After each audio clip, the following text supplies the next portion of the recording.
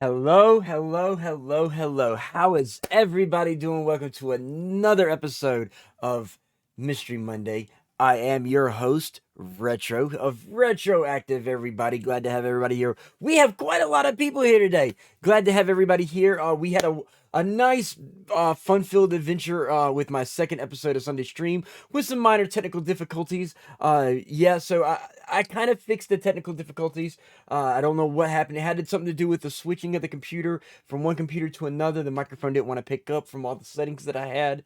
So I had to go back and reset it. So next Sunday, I'm going to do a small recap from what I messed up from this past Sunday. Yeah, I'm slightly going to be repeating, but it is what it is. I pretty much have to do it, but it's all good. How are all of you guys doing today? How are you doing today? Hopefully you're all good. All the lovely people that I know. We got Hogo in the house. We got Tabitha. We got Blastbit. We got the Goody One. We got Onyx Demon, Paladin Baz. We got John Blitz for a few minutes before he has to go back to work. Glad to have everybody here. There's a lot more people that'll probably join in later, but it's all good. It is all good. Now, as you notice, I've slightly switched from the cryptids with specific reason. I have switched to demons. Doing good here. I'm doing good. I'm doing good. I'm slowly getting my computer. I just found that my intro button has to be tweaked for Mondays. I've been finding little tweaks that I have to do from switching from one computer to another. So I am doing those tweaks here and there. So bear with all these changes that are gonna happen. I have some little bugs that I gotta work out from the computer switch, but I'm doing good. Glad you're doing good, Baz. The reason for the switch to demons is because Hogo sent me 3 videos that with third world countries that I want to use, and I plan to get back to cryptids, but I'm going to be using cryptids and demonology so that I can marry them together with Hogo's video. I actually have something really cool I want to use. It has to do with a third world country who is still very primitive, and you have an airplane flying over and they want to attack, and stuff like that. So it has to do with the primitive nature of some third world countries that still don't understand technology. Aren't some cryptids considered to be demons? Yes. Now you're starting to get into it. Figure it out, demon. So I want to go into demonology a little bit, because once I digress all the levels of demonology, we can then go into the rest of the cryptids that I have, because some of the cryptids that I have are considered to also be demons, like the Mothman. So I need to be before I can finish out cryptids, I have to teach demonology, and then we'll go into the other cryptids that I have. So because thanks to Hogo, his stuff kind of plays in with the two both cryptids and demonology, so it kind of all marries together. So yeah, he actually sent me some videos I was actually looking for and couldn't find, and he had the links to them and he sent them to me. So thank you, Hogo. Let me go ahead and do some shout outs to Hogo real quick, guys. Bear with me for uno momento. Drop some Hogo love out there. Meow meow from Onyx Demon. Shit in a brick. It's like he already knows about the zombie apocalypse. Hey, zombie apocalypse, Mystery Monday. Can't get no better than that. Perfect clip. Thanks for the shout out anytime. Let's go ahead and do some shout out to Paladin Baz. We're gonna get the shout outs out of the way. A good offense is the best defense. Hellfire is in the house. Hellfire, you know the deal. It is open. It's live. It's ready. If you want to join. Anybody else, you can join too.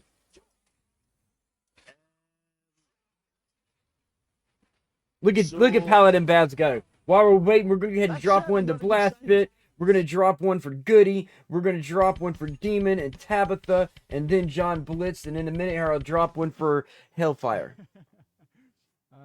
Did the Mario movie even have a soundtrack?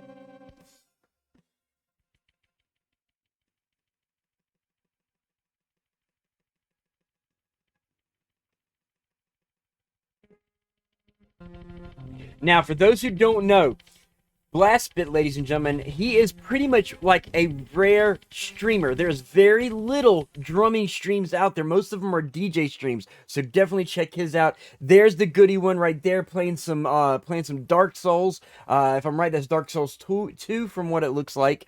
Thank you for the shout out. Anytime, Demon, you're my boy. You know that. You are my Canadian brother. You and Jeff is Lone Wolf. I find the best defense being a good offense in a game like God Eater 3. Right, Paz. Right. I need to get God Eater. I need to get it. There's Onyx Demon, guys. There's Onyx Demon. I gotta make something to eat, then I'll join. No problem. He's playing Call of Duty as usual. I actually remember this clip. Believe it or not, I remember this clip. This is actually a fairly early clip. And here comes Tabitha. Make sure you guys follow her. She is very, very original in her streams. She does her Pixels and Chills. She does her Warcraft Wednesdays. She's got a bunch of different streams that you definitely have to check out. Like myself, she's a rare streamer that you definitely have to check out. She's got a new channel point reward that you have to look into called it's her Marshmallow Mumbles, where she stuffs her mouth with marshmallows and tries to do a tongue twister. So definitely check her out, save up the points, and start getting the Marshmallow Mumbles reward on her. A while back, I used to actually play in Yu-Gi-Oh tournaments.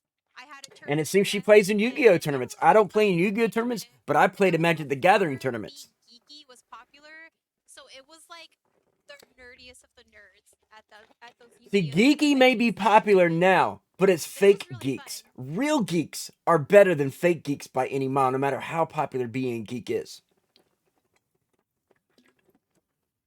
Has a good suggestion for a channel point redemption.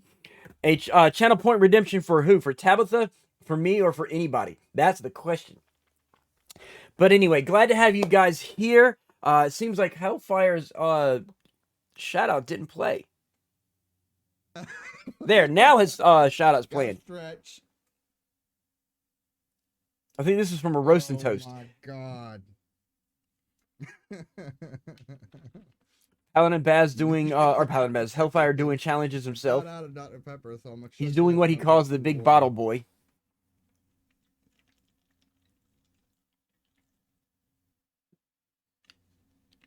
So he just chugged not a complete 2 liter, but he chugged a lot of a 2 liter.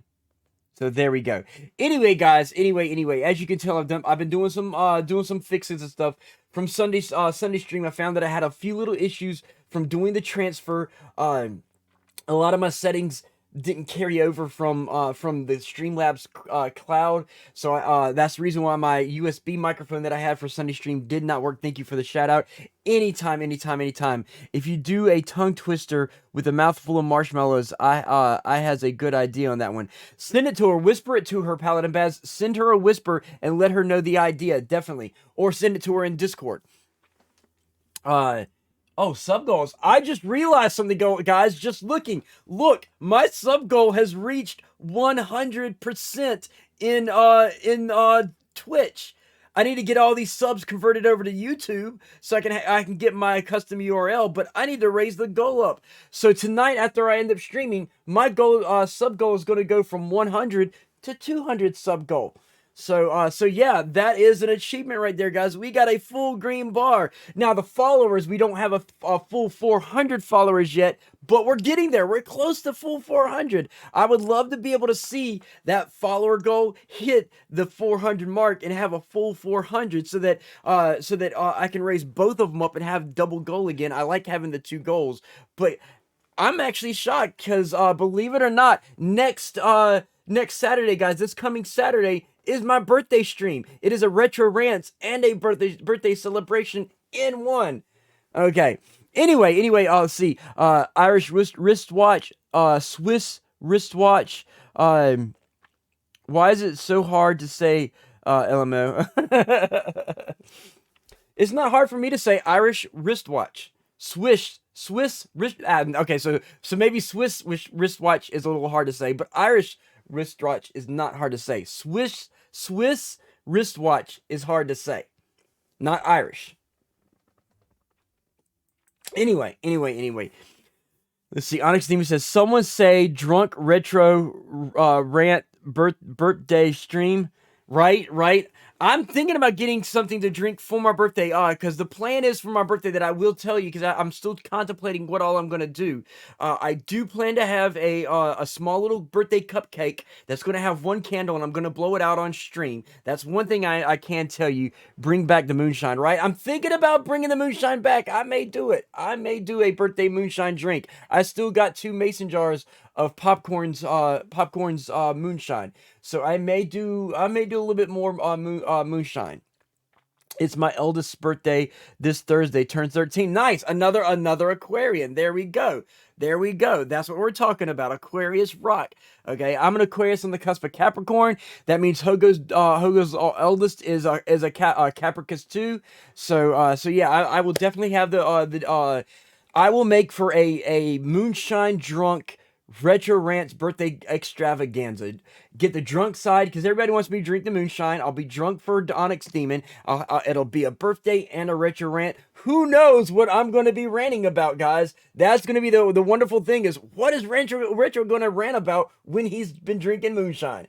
So we'll see how the night goes for that. As soon as he hits 13, he's coming to Twitch. Nice.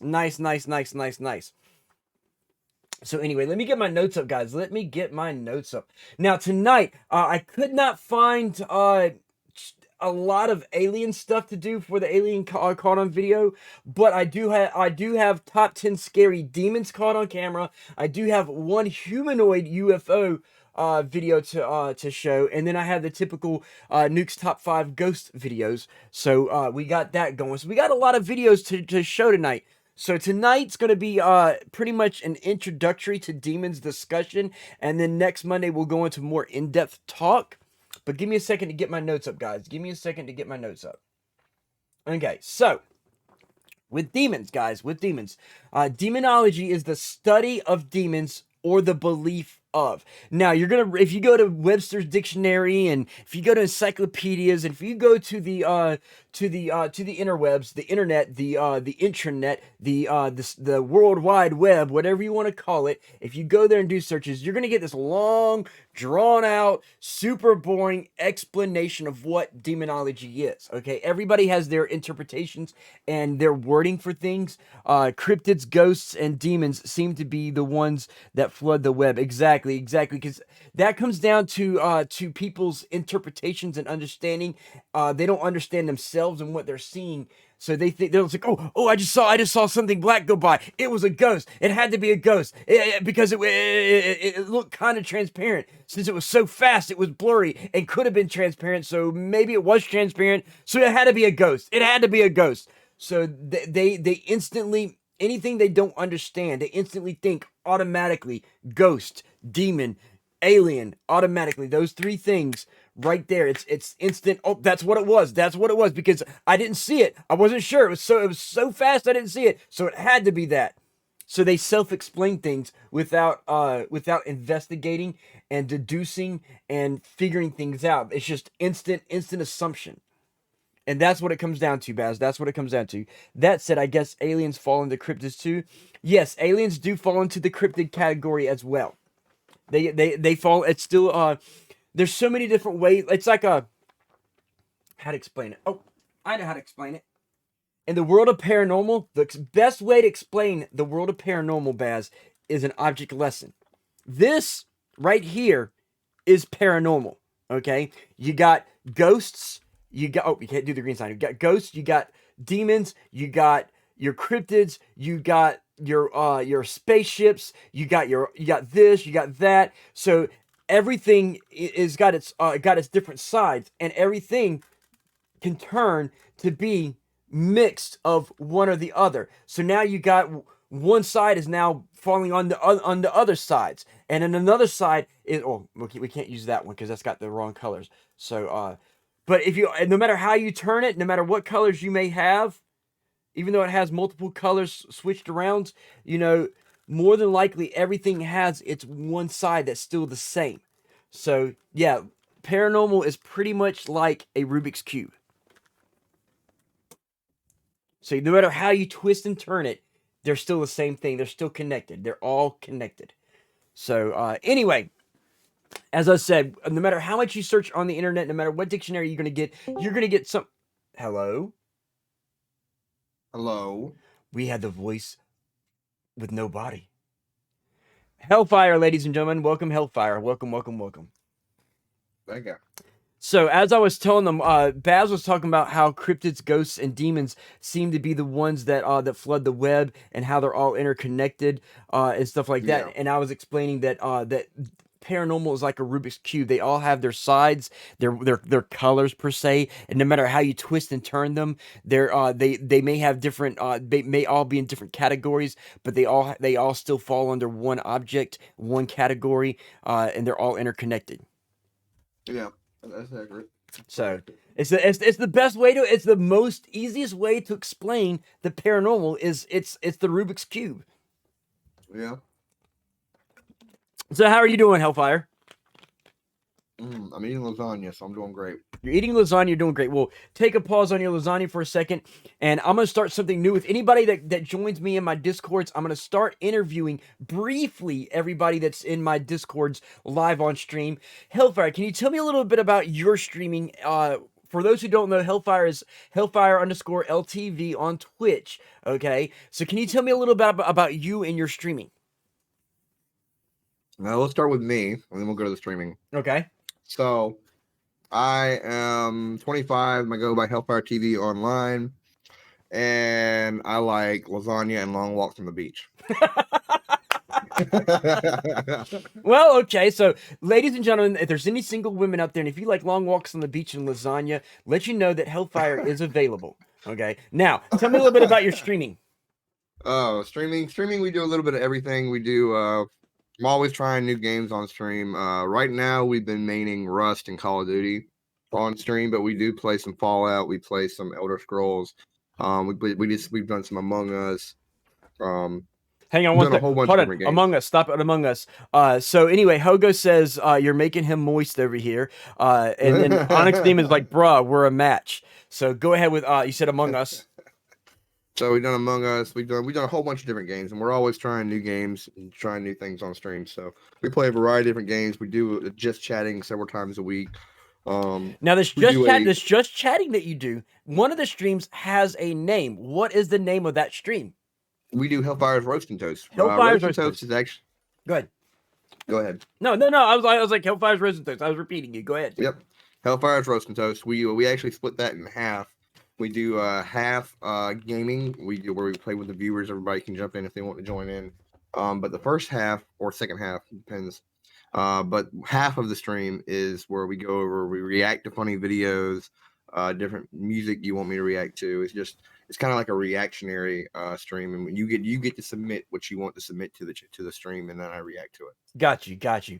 Okay, they say that's actually pretty cool. See, so I mean, with you, like you play a variety of games. I like that you say that because most people think that since they play a variety of games, they're a variety streamer.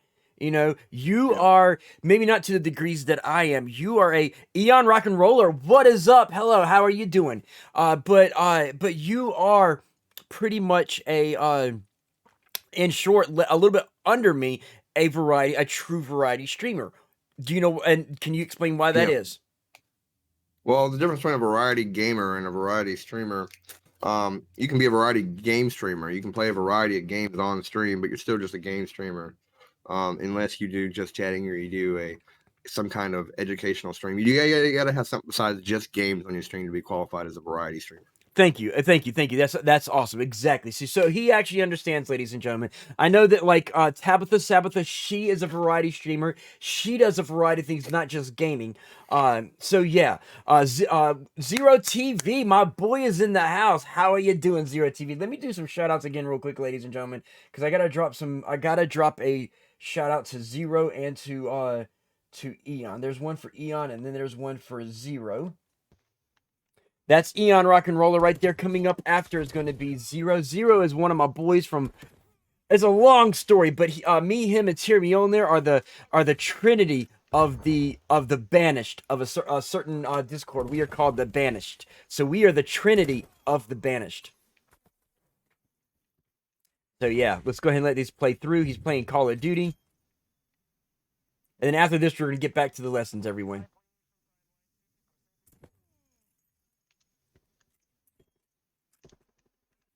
There we go. Coming up now is Zero TV. If I'm right, he is playing Valorant there. Now, Zero, everybody, has been playing Valorant since the day it first started, when it was being given out as a trial through watching drops, from watching like a drop trial through Twitch. You can only get it, the beta from actually watching streams on Twitch, and Zero is one of the first ones. Anyway, we're gonna talk about demons, Hellfire. As I was explaining to everyone, if you were to do research into the definition of what demonology is, every single place for some reason has this long, super drawn out explanation of what demonology is, because they want to sound educated and they want to sound professional and things like that. Plain and simple, ladies and gentlemen. It's very easy to, but the thing is, people try to sound educated, but it's very easy to define what demonology is. Exactly. The short definition, the easy to understand definition, ladies and gentlemen, of demonology is the study of demons and the belief of. Plain and simple. The studies of demons and the belief of. There's no ramifications and interjections and disseminations, and you don't need all these intelligent words. It's the study of demons and the belief of. Plain and simple, short and sweet. Now, in the going into demonology, pretty much what we're going to do today is I'm going to give you introduction stuff, and then we're going to get into the videos of that I've got of ghosts, demons, and a little bit of humanoid UFOs caught on camera. I love using big words, makes myself sound more photosynthesis. Used wrongly. Hey, there's nothing that you can use big words, whether you use them wrong or right. You know, at least Hogo does use big words. So we'll go there.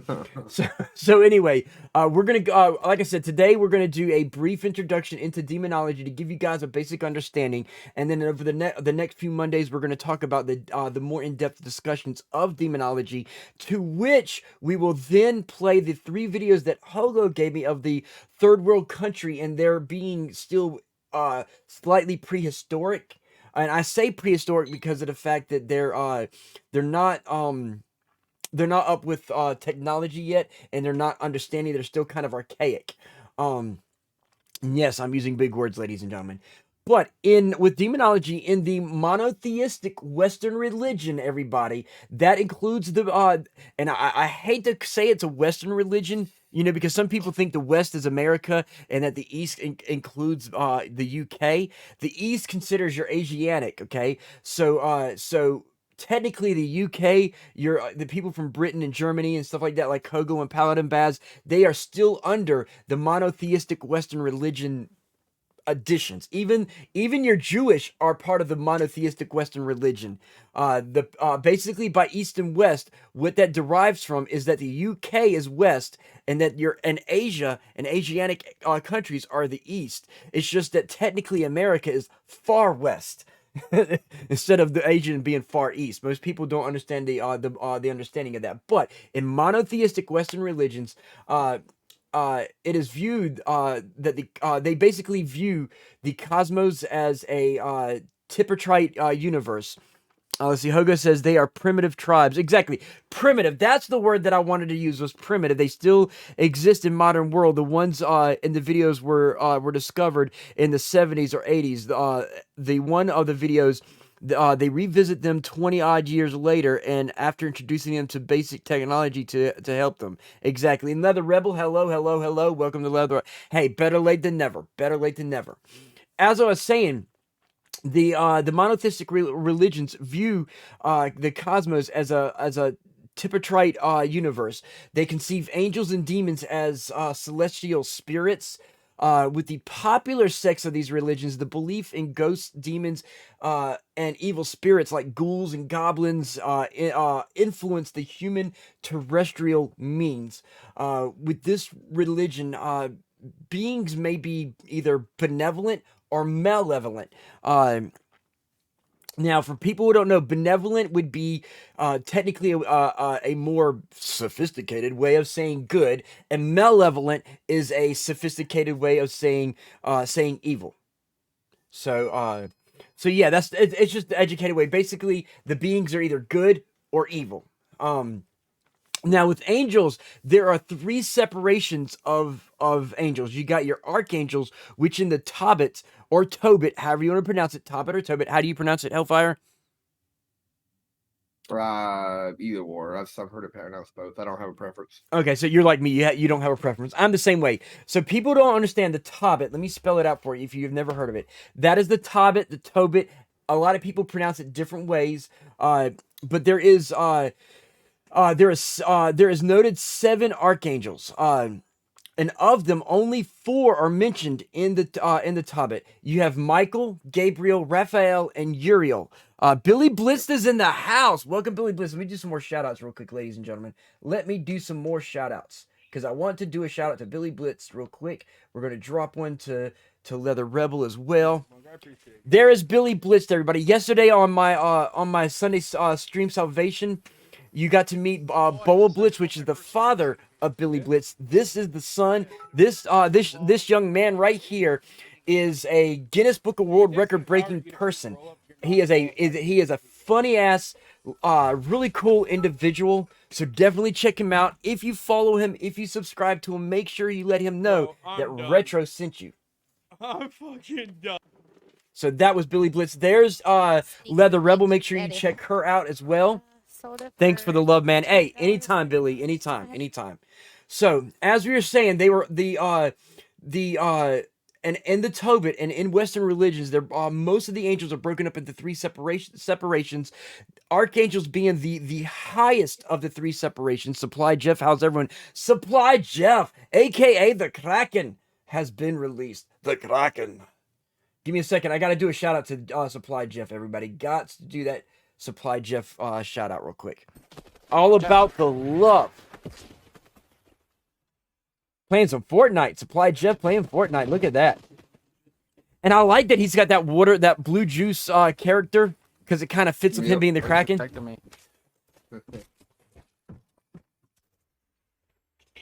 So for those who don't know, thanks to John Blitz, who normally comes in here, I have recently started playing, maybe not a lot, but I have started playing Fortnite again because I've got the Joker package, ladies and gentlemen. So I have played the Fortnite again. Myself, Hellfire, and John Blitz played some games in Fortnite, and we won. What was it, 2 or 3 games back to back? I think it was 2 back to back. Yeah. Yeah. Okay. 2 back to back. What's up, Kraken? Okay. So the 4 most noted archangels are Michael, Gabriel, Raphael, and Uriel, leaving 3 remaining slightly unnamed archangels.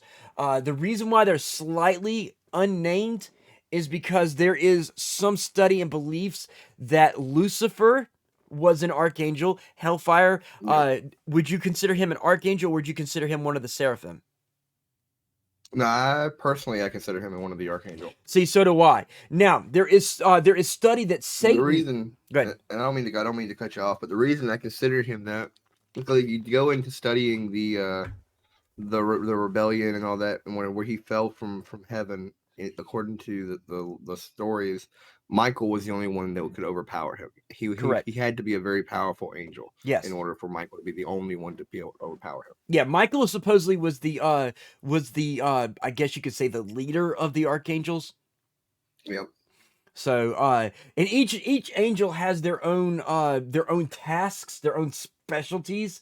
Okay, Lucifer was known as the light bringer, the morning star. What was the other name that they gave him?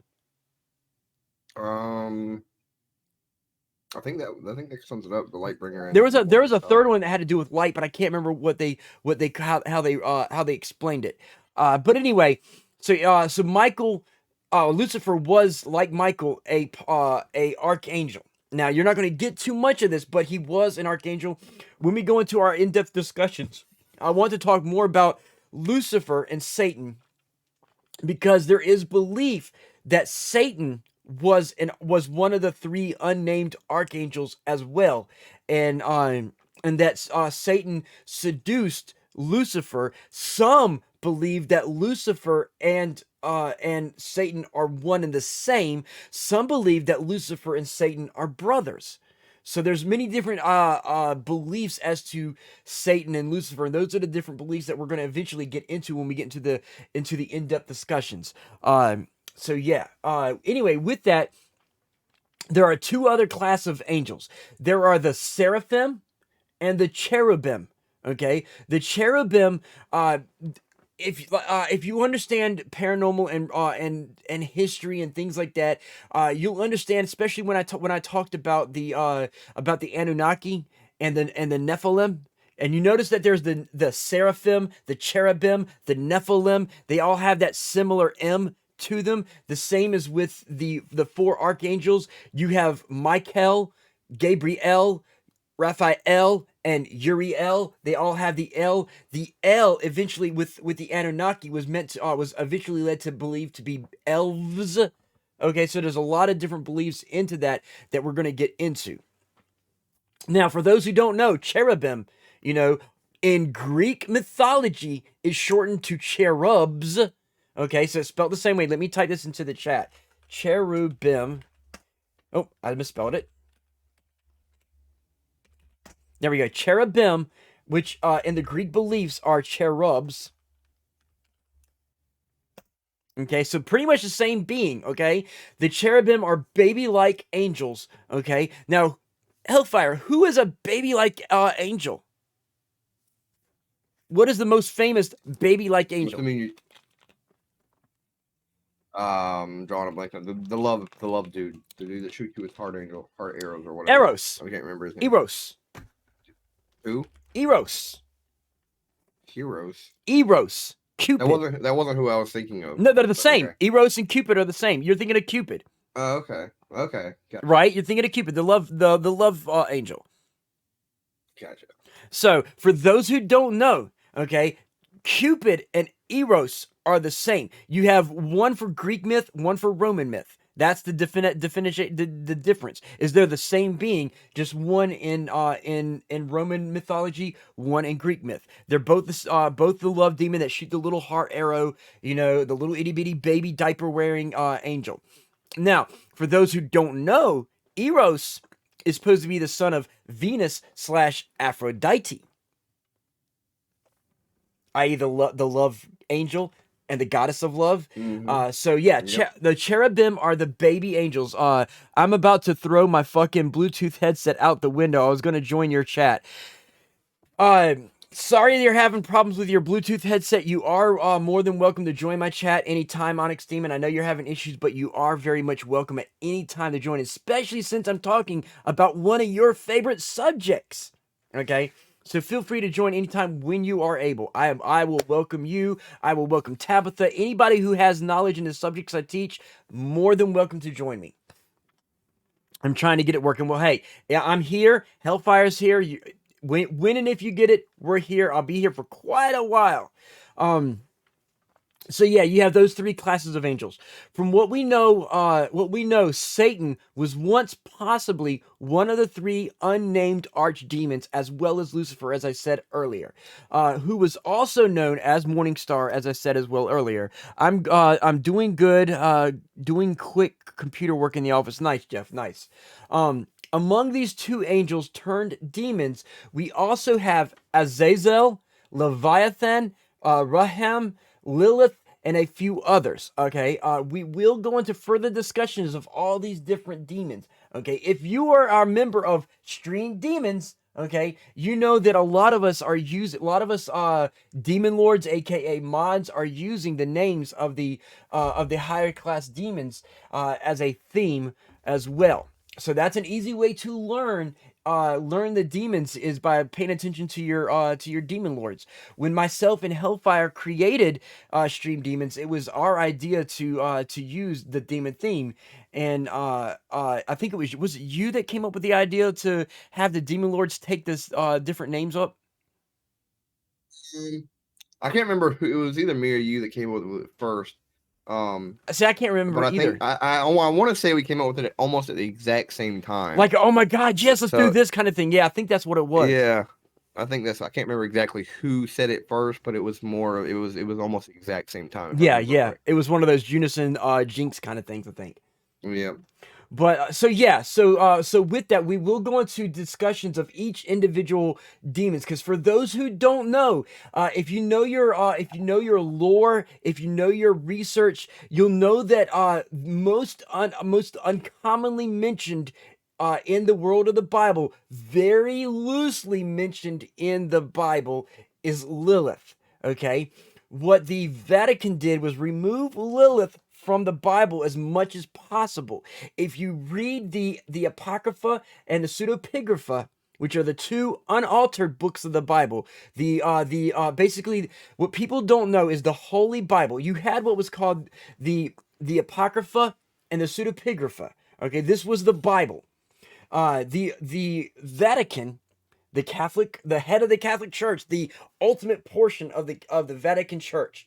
Okay, they're like, we don't want you to know this stuff, so we're gonna take this out. We're gonna take this out. Oh, you don't need to know that, so we're gonna remove that. And oh wait, if you know that, we won't be able to control you, so we're taking that out. And they basically pick apart the two books of the Bible, the Old Testament and the New Testament, aka the Apocrypha and the Pseudepigrapha, and they create what we know of as the Holy Bible. Okay, then King James said, wait, they're not going to understand your Bible. Let me take the Bible and translate it into my own words that the English can understand, because the Vatican is from Italy. So they took the Holy Bible from the Italian Vatican, and King James translated it to what is known as the King James Version. And then from and Twitch, I said version, not the other word. Okay, so from there, had to make that disclaimer right there, because I don't want to get booted for misunderstanding of words. But anyway, so from there, years on, we've had how many iterations of the Bible translated from every single version of the Bible? We got the young adults Bible, the youth Bible, the new light edition of the Bible. There's so many different versions of the Bible. Most of what I'm going to be teaching you guys is from the Apocrypha and the Pseudepigrapha, okay? So we are literally going to go based off of that. We are not going to go off the Holy Bible. We are not going to go off the King James Version. I'm literally giving you information from the Torah, the Tobit, the Quran will sometimes make appearances in here, and the Pseudepigrapha and the Apocrypha. Now, with that, one of the people mentioned in the Pseudepigrapha a lot, as well as the Apocrypha, is Lilith. As I was saying earlier, Lilith was the first wife of Adam. Okay. Okay. I went ahead and Googled it. There are 50 main versions of the Bible. Okay, 50 main versions, guys. Listen, at 50 iterations of the Apocrypha and the Pseudepigrapha. 50 translations and things like that, where people are like, oh, well, they're not going to believe this, and we don't want them to know this. So here's the thing: if you're going to get a book, it's like having, we're going to have the Lord of the Rings has, here's the first print, this is the second print, this is the third reprint of the reprint of the reprint, and here is the picture book of the reprint of the reprint of the reprint, which has no words, nothing but pictures of the words. And Tabitha says that's crazy. It is. Yep. And I noticed it says main. There's other ones. Actually, there's other ones. I actually, somewhere in a drawer, I found it at some store, and I thought it was cool as shit. There's a comic book version of the entire Bible, and I guarantee they don't count that as one of the main versions. They won't. So yeah, I mean, you're gonna find everybody everywhere wants to make money, and they're making money off religion, ladies and gentlemen. So that's the problem with religion today. People are like, oh, Christians are bad. Christians are bad. Okay, no. Some Christians are bad. Yes, that's because some Christians was just about to say, I saw the graphic novel Bible a month ago. See, even Zero saw the one. I'm sitting here looking like hellfire beside me. He's in this ear, guys. I have the I only have one ear. This ear is completely deaf, so I have this ear, okay? And I'm hearing Hellfire talk in this ear, and I'm turning to my right to look for Hellfire. He's not even here, ladies and gentlemen. You want to be rich, start a church. Exactly. And I'll get to that in a second here. Hang on. My throat's going bad. So yeah, there is a graphic novel. I actually used to own it.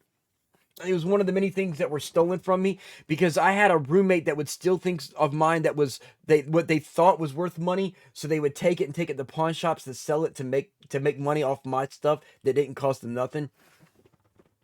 But yes, you are right, Eon. If you want to be rich, start a church. And this is the reason why I say not all churches are bad, some are.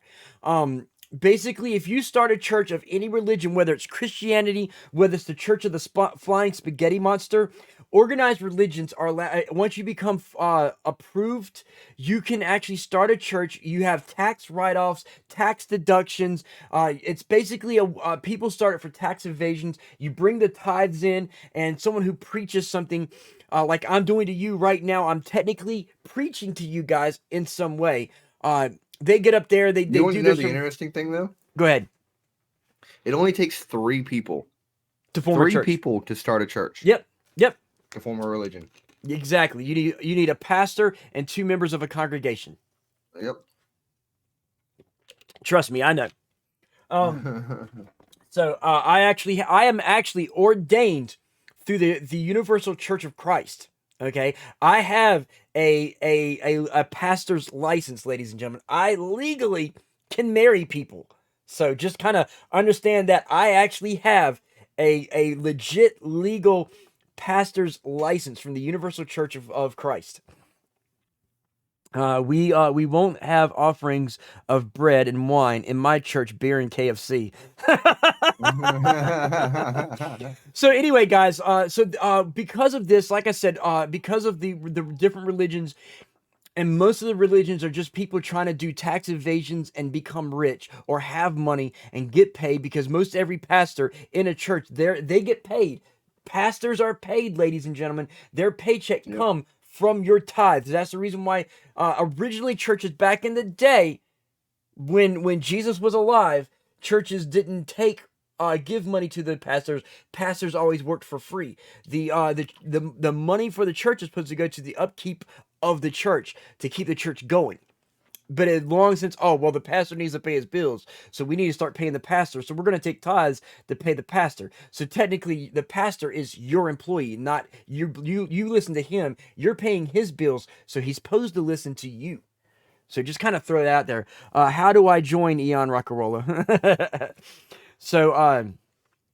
So anyway, we are going to focus in this discussions on the Apocrypha and the Pseudepigrapha, in case anything I say differs from something you guys understand or believe from Bible, in case you are religious. I just want to make that perfectly clear that the discussions are based off the Pseudepigrapha and the Apocrypha. Onyx Demon said, pastors are public servants just like police. Exactly, Onyx Demon, exactly. They're paid by the public, exactly. Now, getting into what I was saying, Christianity, Christian concepts spawn from the angelology of the Jewish view. Okay, in the New Testament, these beings are grouped into 7 ranks: angels, archangels, principalities, powers, virtues, dominions, and thrones. Okay, in the Old Testament, cherubim and seraphim, added with the other 7 ranks, create the 9 choirs of angels. Okay, so you would have your archangels, your principalities, your powers, your virtues, your dominions, your thrones, your cherubim, and your seraphim. Okay, and then of course you would have Christ and the people, or the Christ. So not the people, Christ. But there's your 9 choirs of angels right there. Let me move my notes up here for a second, guys. In demonology, it's best understood by also understanding, demonology is best understood by also understanding angelology. Okay, and the reason why I say this is because we'll be talking about angels in depth with demonology, because most Not all, but some of the demons that we know of are actually fallen angels. So to understand demonology, you have to understand angelology. Where is your private Discord? Was I kicked from it or something? Hold on, ladies and gentlemen. No, you won't. Let me send demon an invite to the room.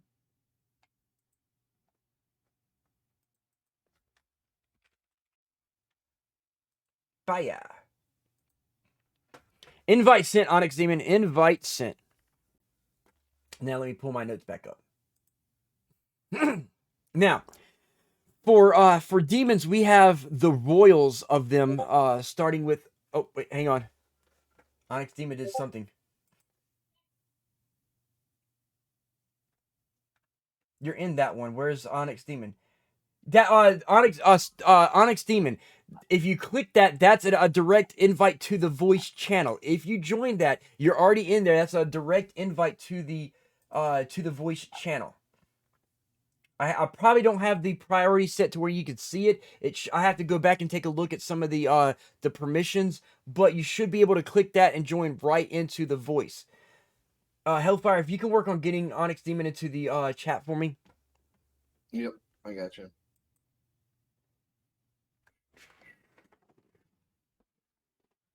Oh, you're talking about he's talking about the retroactive one. Oh, The RetroActive got closed. retroactive got You wanna explain closed. that? So me and Hellfire created our joint Discord, and I didn't think you would ever need the data. I forgot to carry the data over. That is my goof. I am sorry. I am so sorry. I feel like shit. We created the joint Discord for Hellfire, for retroactive, and for critical hit, because having multiple Discords was too much for us to pay attention to with Stream Demons, with mine, with critical hit, with the Fallout Discord. We decided to join our 3 Discords into one to make it easier to maintain and monitor. Yeah. So yeah, that Discord there is no more temporarily. So with that said, I'm gonna get back to my notes.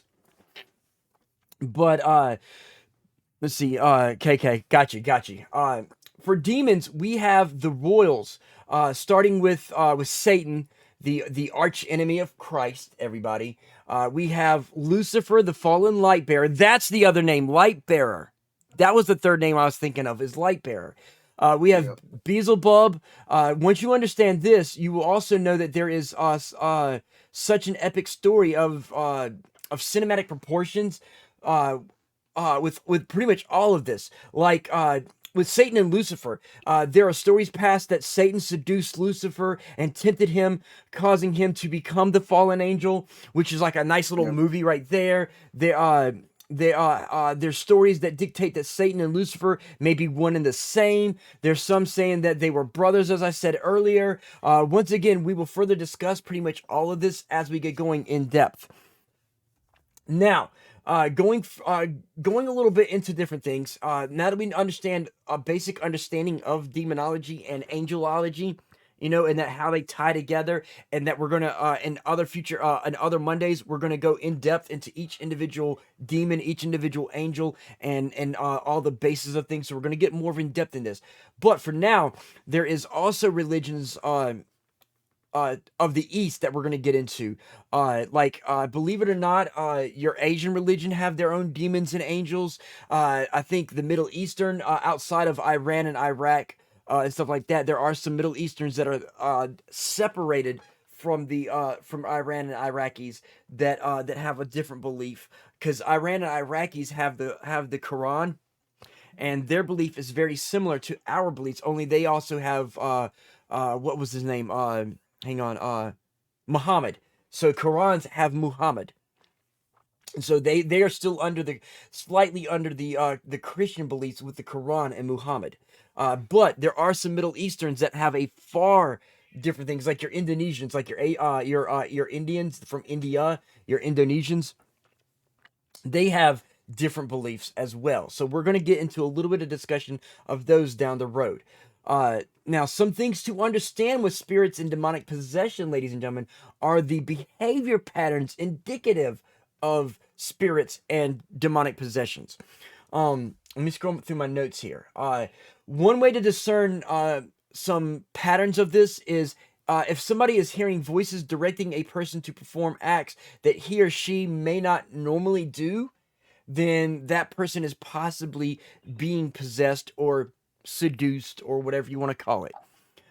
Number two, he or she will frequently see or sense the image of the possessing spirit as it existed in its physical life. Number three, the victim may black out or faint without knowing what transpired during that time. Number four, sometimes in the midst of a conversation, he or she may have a mental block and act like they are in a trance-like manner. And at any time, feel free to interrupt me, Hellfire. Number Well, you got everything right. Okay. Go ahead. Number five, he or she may be observed talking or walking differently or even acting in a strange, irrational manner. Some things like, and feel free to add into the examples of this. I had seen somebody, as I've told many people in older episodes, I have seen real demon possessions and fake demon possessions. Okay. Yep. One of the real ones I seen, the person was fluently talking backwards. Okay. And by when I say fluently talking backwards, hang on a sec. If you were faking it to read speak backwards, that would be like me saying the word demons right here. Would be me going Sinamed, something. You'd be taking pauses to think about how to say those words backwards. Yeah.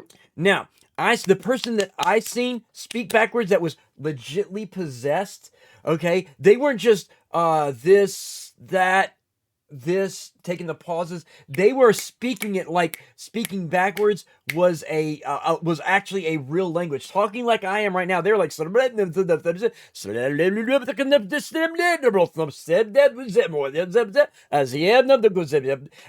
if you recorded what they said and played it backwards, that's creepy, right? Get this. And this is legit, guys. This was done while I was in college doing my studies of demonology. Okay, you would see this was of course VHS recordings that we were watching, but the person was speaking fluently backwards. Okay, it would sound like they were speaking a different language, but the demonologist that was there doing everything, and the priest that was there, they were recording this on a reel-to-reel recorder, and they would go and play it backwards. Okay, play it backwards, or well, reverse it, not play it backwards because he's speaking backwards. So they would reverse the tape, and you fully could understand everything he was saying. He was saying like I'm talking right now, but in reverse. And to understand him, you had to reverse what he said. Okay, and this was recorded live. Okay, them recording him as he spoke, they stopped it and reversed it, and you fully can understand everything he said. Okay, so with 5, he or she may be observed talking, walking differently, or acting in a strange manner. Okay, you can tell when somebody's faking it and when somebody is legitly real. Now, Hellfire, have you ever in your studies ever seen something that was legit or fake? And if so, which of the two is it? I have seen both. I have seen several fake. You believe it's unreal how many people try to fake it For attention or other purposes, yeah. for attention or yeah. But I have seen one that I will say was definitely possessed, and one that it was a video and I wasn't there, so I'm still 50-50 on that one today. But the one that I saw in person that I can say for a fact was even possessed. He didn't speak backwards. That wasn't what he did. But he was very much, he would light things on fire. And try to burn down the building he was in. He had actually attempted to kill both of his parents. There was several things, and he was actually in a institution. His eyes were solid black. So I mean that was something that creeped me out at first, and then they were telling me about him, and he's like, yeah, he tried to kill his parents. He's tried to kill several of the nurses here. And then while I was there working, he actually locked one of the nurses in the room and set the room on fire. Damn. And there was a whole bunch big thing. What did the doctors say? Was, what did the doctors try to? How did they try to explain his black eyes? They said it was just a birth defect. See, that's what's funny, is because there's no such birth defect. Do your research, ladies and gentlemen. There is no legit birth defect for black eyes. Okay. Yeah, no, there's not. So, but Tabitha, yes, being raised half Catholic, half Pentecostal, I have seen demon possessions of people in the Catholic Church and in the Pentecostal Church, and let me tell you, there are a lot of people who fake it. One of the biggest fakes I've seen in a church, and I know this is pretty much off of demonic possession, but it slightly has to do with slightly Christianic, angelic possession, is speaking in tongues in the church. Basically, a lot of people want to stand up and start speaking in tongue in their church. City eye, and they're saying a bunch of gibberish. Wedding vows most commonly faked. LOL. Really blitzed. But a lot of people in church will stand up and start speaking in tongue, and I'm getting a phone call from a telemarketer. But yeah. Now here's the thing, and how you know, especially if you understand your Bible and read your Bible, who hurt you? Pentecostals freak me out. Why don't they have? Oh, Hell Monkey's in the house. I didn't even know Hell Monkey was here. Hello, Hell Monkey. Give me a second. I'll do a shout out to you. Talking in tongues at Walmart, right? Right, exactly. Here's the thing with that, Hell Monkey. Here's the thing, and it makes a lot of the Christian belief seem bad. Okay, if you legitly are being, if God Himself is speaking through you, you are supposed to speak in tongue. Okay, and yes, you will speak out, just out. God will speak through you. Okay, but most of these people, Billy Blitz, redeeming, breathing fire, Cheeto, fuck, you would do that while I'm doing my talk, motherfucker. Fucker, Billy, I hate you. Okay, this is gonna be really weird, ladies and gentlemen. I'm gonna try to be teaching you guys while I have this damn Cheeto in my fucking nose, thanks to Billy Blitz. For those who don't know, breathing fire is where I take a flaming hot fucking Cheeto and shove it up my fucking nose. Payback for the boa choke. Oh my god. Okay, here we go. Give me a second, guys. I'm gonna put this Cheeto up my fucking nose. Oh, how's it going up there? As you can see, the Cheeto is in my fucking nose. Okay. And I'm starting to tear up already as it is. But in the church, with the Christian beliefs and stuff like that, God speaks through you. And what happens? Hogo, flaming hot. I can't do. Okay. Hogo redeemed the double shot. Okay. I can't do Cheeto. That would be 3 Cheetos, Hogo. That would be 3. I only have 2 fucking nostrils. I only have 2 nostrils. I'm gonna have to wait till this one's done, and then I'll do it. But anyway, let me get my teaching going. Anyway, back-to-back Cheetos. Damn. So anyway, I've got tears coming down my eyes. But it's burning. Bear with me, people. I haven't done a fucking flaming hot Cheeto in a while, and it's fucking burning my nostrils right now. Oh boy.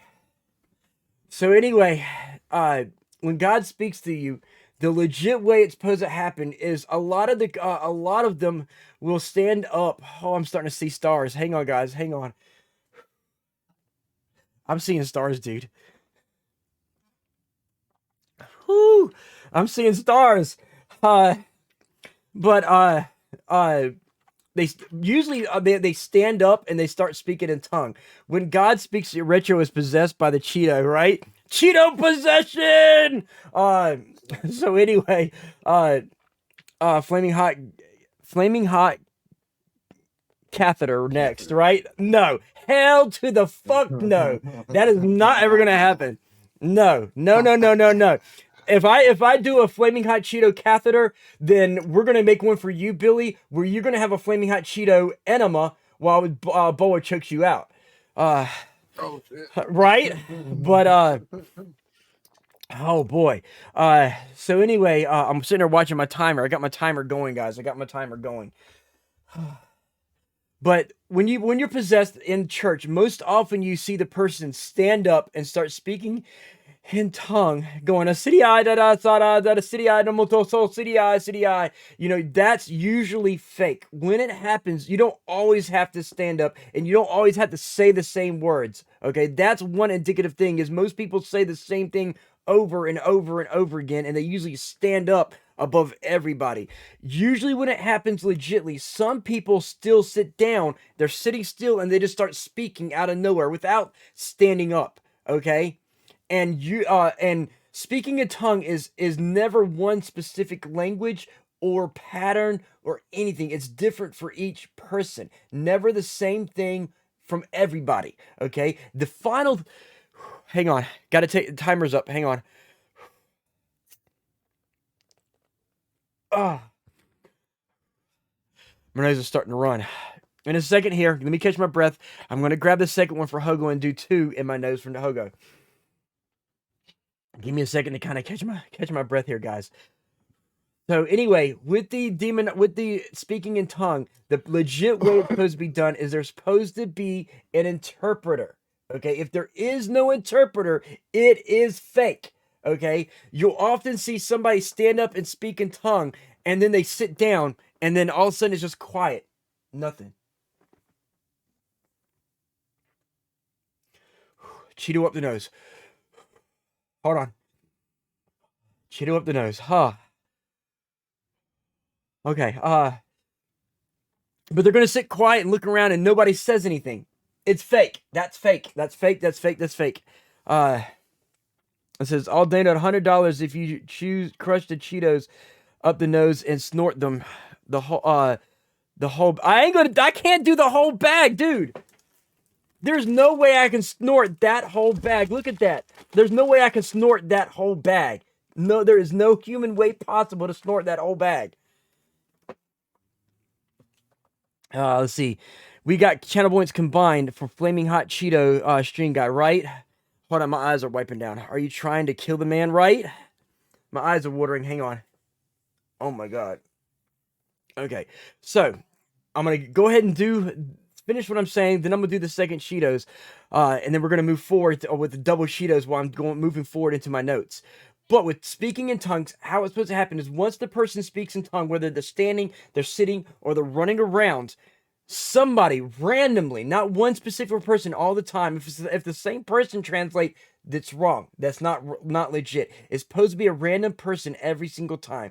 Somebody just randomly is going to stand up out of nowhere and repeat what that person said in tongues and translate it just out of the blue, just like blah, blah, blah, blah, blah, blah, blah, and say whatever it was that they were saying. Then 50% wise anyway, it's legit. Sometimes even that is faked.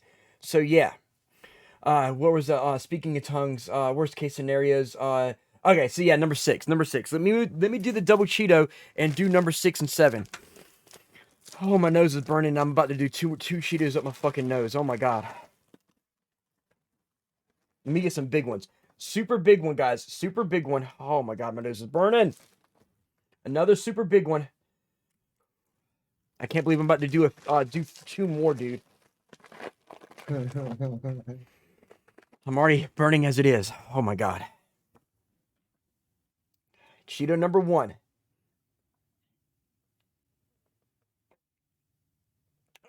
Hurts. Okay. Cheeto number 2. I'm already starting to burn.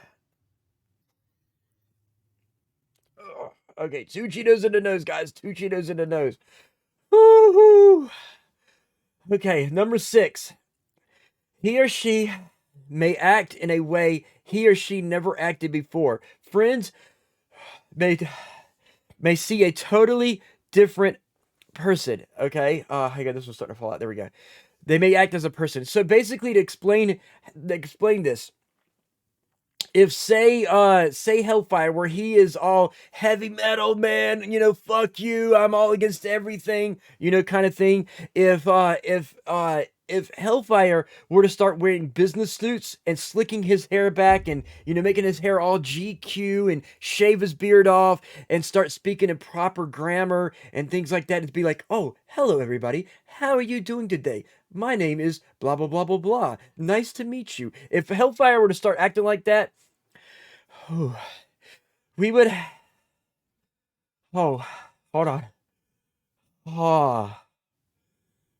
We would know something is up with Hellfire. We would know something was up with Hellfire, because that is not Hellfire. Okay, Hellfire does not act like that.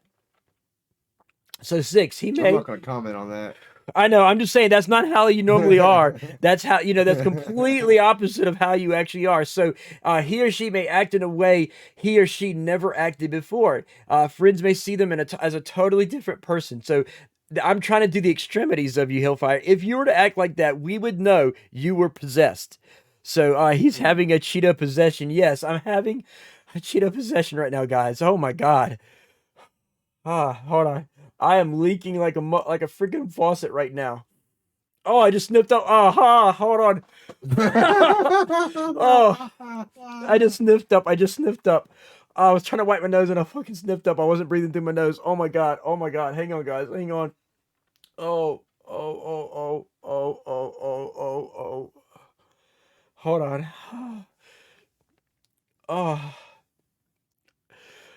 What time is it? Fuck, I forgot. I got 2 more fucking minutes. God fuck. damn, man. Yeah, I know. I did You gonna 5 minutes. Yeah.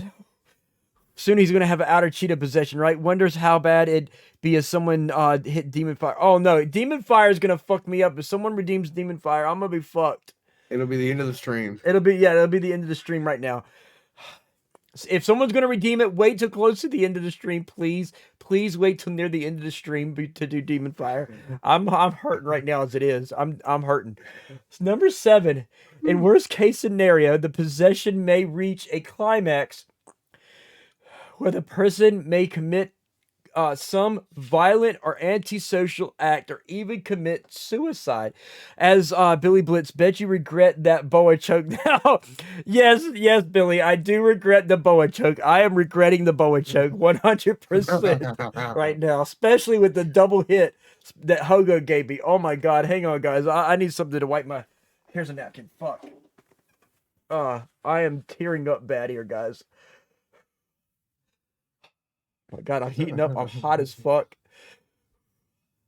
A little less than a minute to go, guys. A little less than a minute. Hang on. A little less than a minute. Okay, time's up. Oh my God. Let me blow my nose, guys. Let me blow my nose. I gotta mute the microphone. Hang on.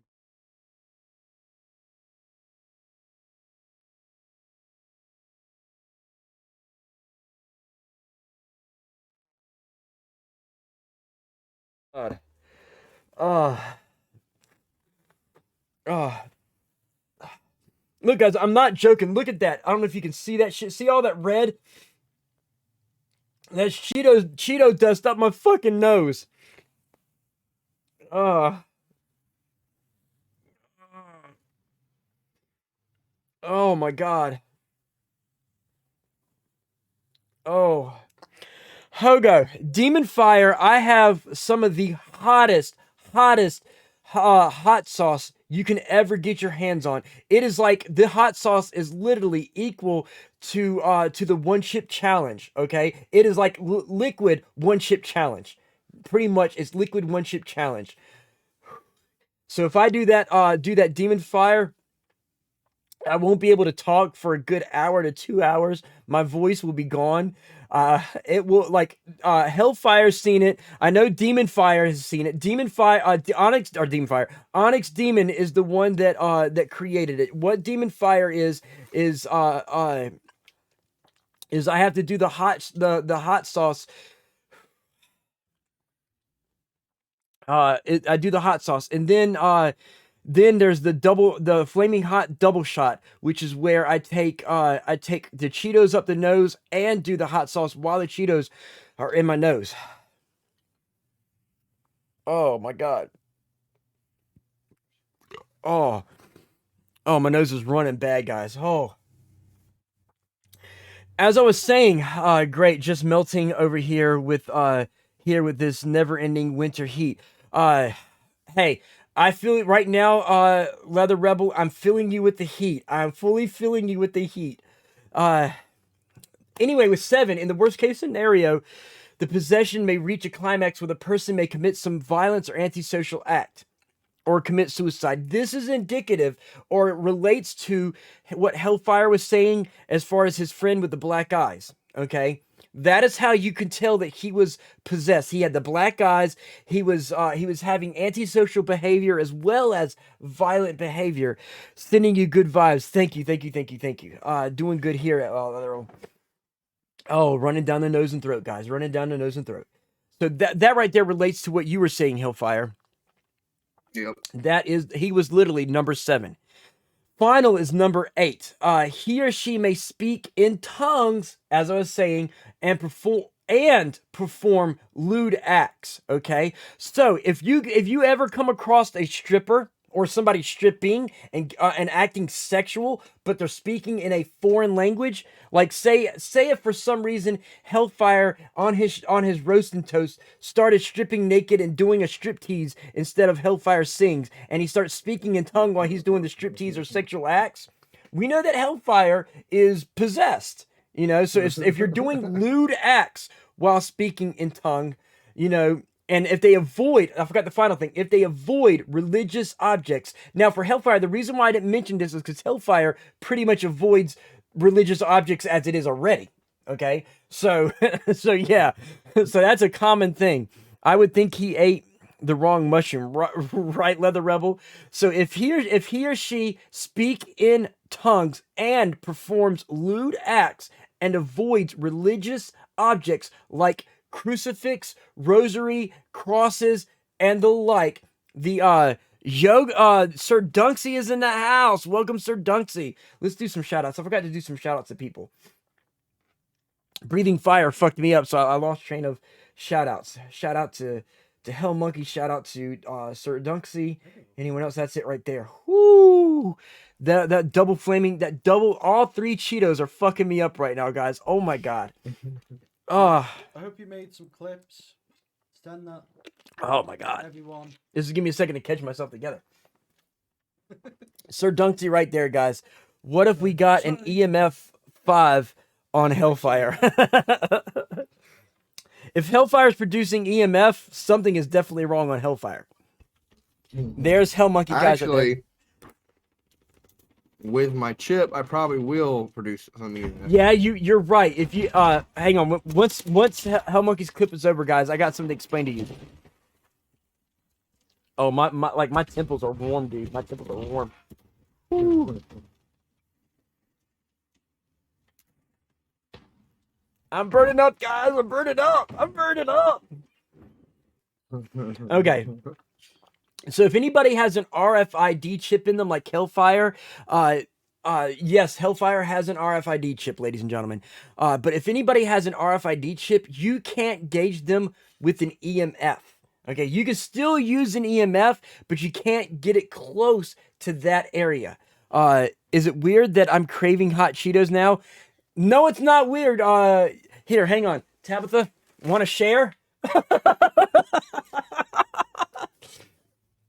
Oh my god.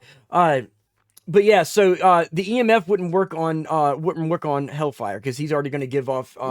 It wouldn't be a 5, but it would be. Yeah, would read on. He would the meter. If you were to look at a meter, he would it would vibrate at the very bottom. It would just start to vibrate and show some kind of activity.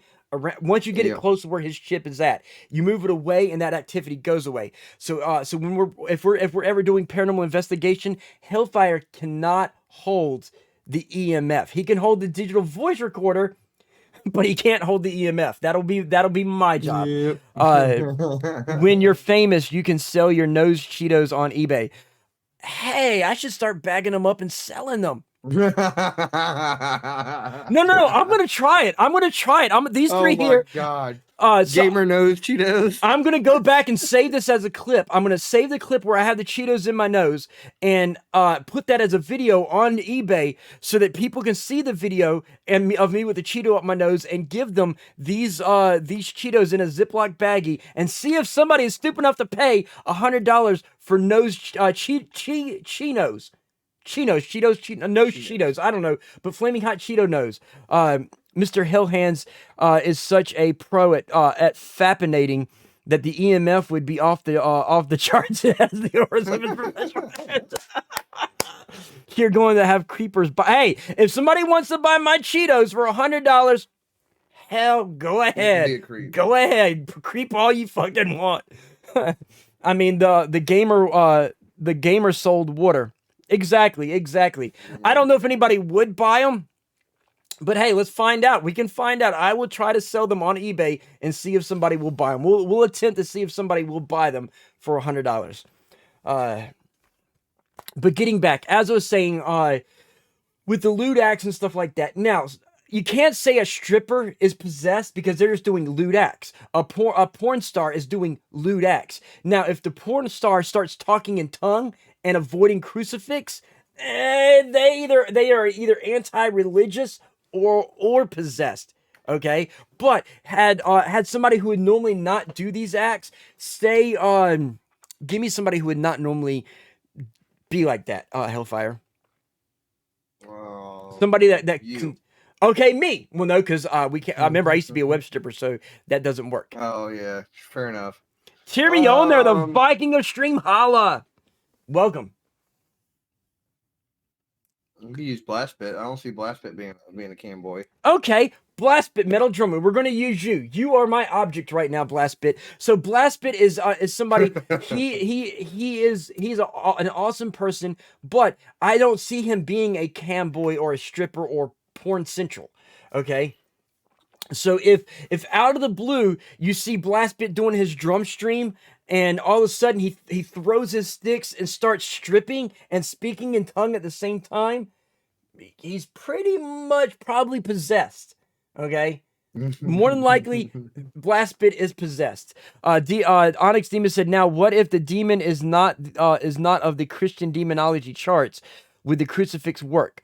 I already know, but I'm sure it's a good question for stream. So the religious artifact. That never happened since. I'm actually gonna get into this. I actually have this in my notes, but I'll briefly explain it.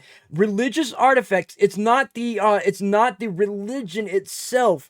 It's the belief in your belief in said object. So if you believe in said object, okay, then that demon is going to have an issue with said object. It just happens that most people believe in said crucifix, that the demon is going to have a problem with said crucifix. But that's the reason why I said like crucifixes instead of exactly crucifixes. It's the demons have a problem with the artifact because of the person's belief more than the object itself. Yeah. If that ever happens, send help, Blastbit said. So because I'm not Christian, a crucifix wouldn't work. No, it has nothing to do with your religion, cheer me on there. It has to do with your belief in the object. If you believe that a crucifix will save you, your belief in that crucifix makes that crucifix able to repel the demon. Okay. Now, Tier, you're probably more along the lines of me, where a Mjolnir, like a hammer, would probably save you more than the crucifix. Because exactly. You probably have more faith in that than you would a crucifix. Ladies and gentlemen, like I can actually sell these as anti-demon Cheetos. Okay. I can tell people that since they were up my nose and since I have strong belief against demons, that if you believe in the power of the nose Cheeto, okay, this will repel demons. And I'll sell it for $1,000, okay? That's pretty much what it is by your religious belief into the object, that object becomes repellent of the demon. It's not the religion itself, it's your belief in said object, no matter what your religion is. It says the power of the Cheetos compel you. Oh my God. That's pretty much it. The power of, you know how they say the power of Christ compels you. The power of Christ compels you. When a Catholic or a priest says the power of Christ compels you, okay, here's the thing in that it does work per se.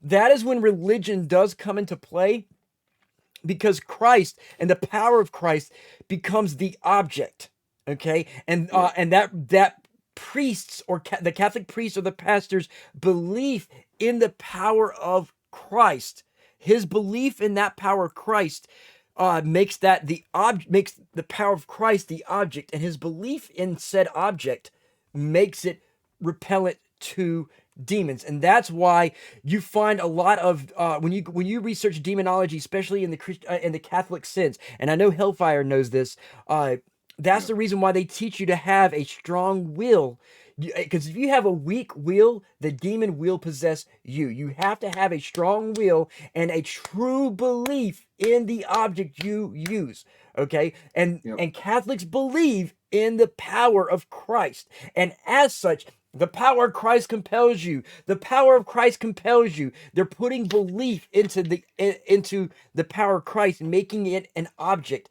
So them saying it, their belief becomes the object, the power of Christ. We believe in the power of Christ. Just my belief alone in an object you can't see is going to repel you. And that demon is like, oh my God, I can't see it, but it's repelling me. Oh no, raid! You know? So yeah.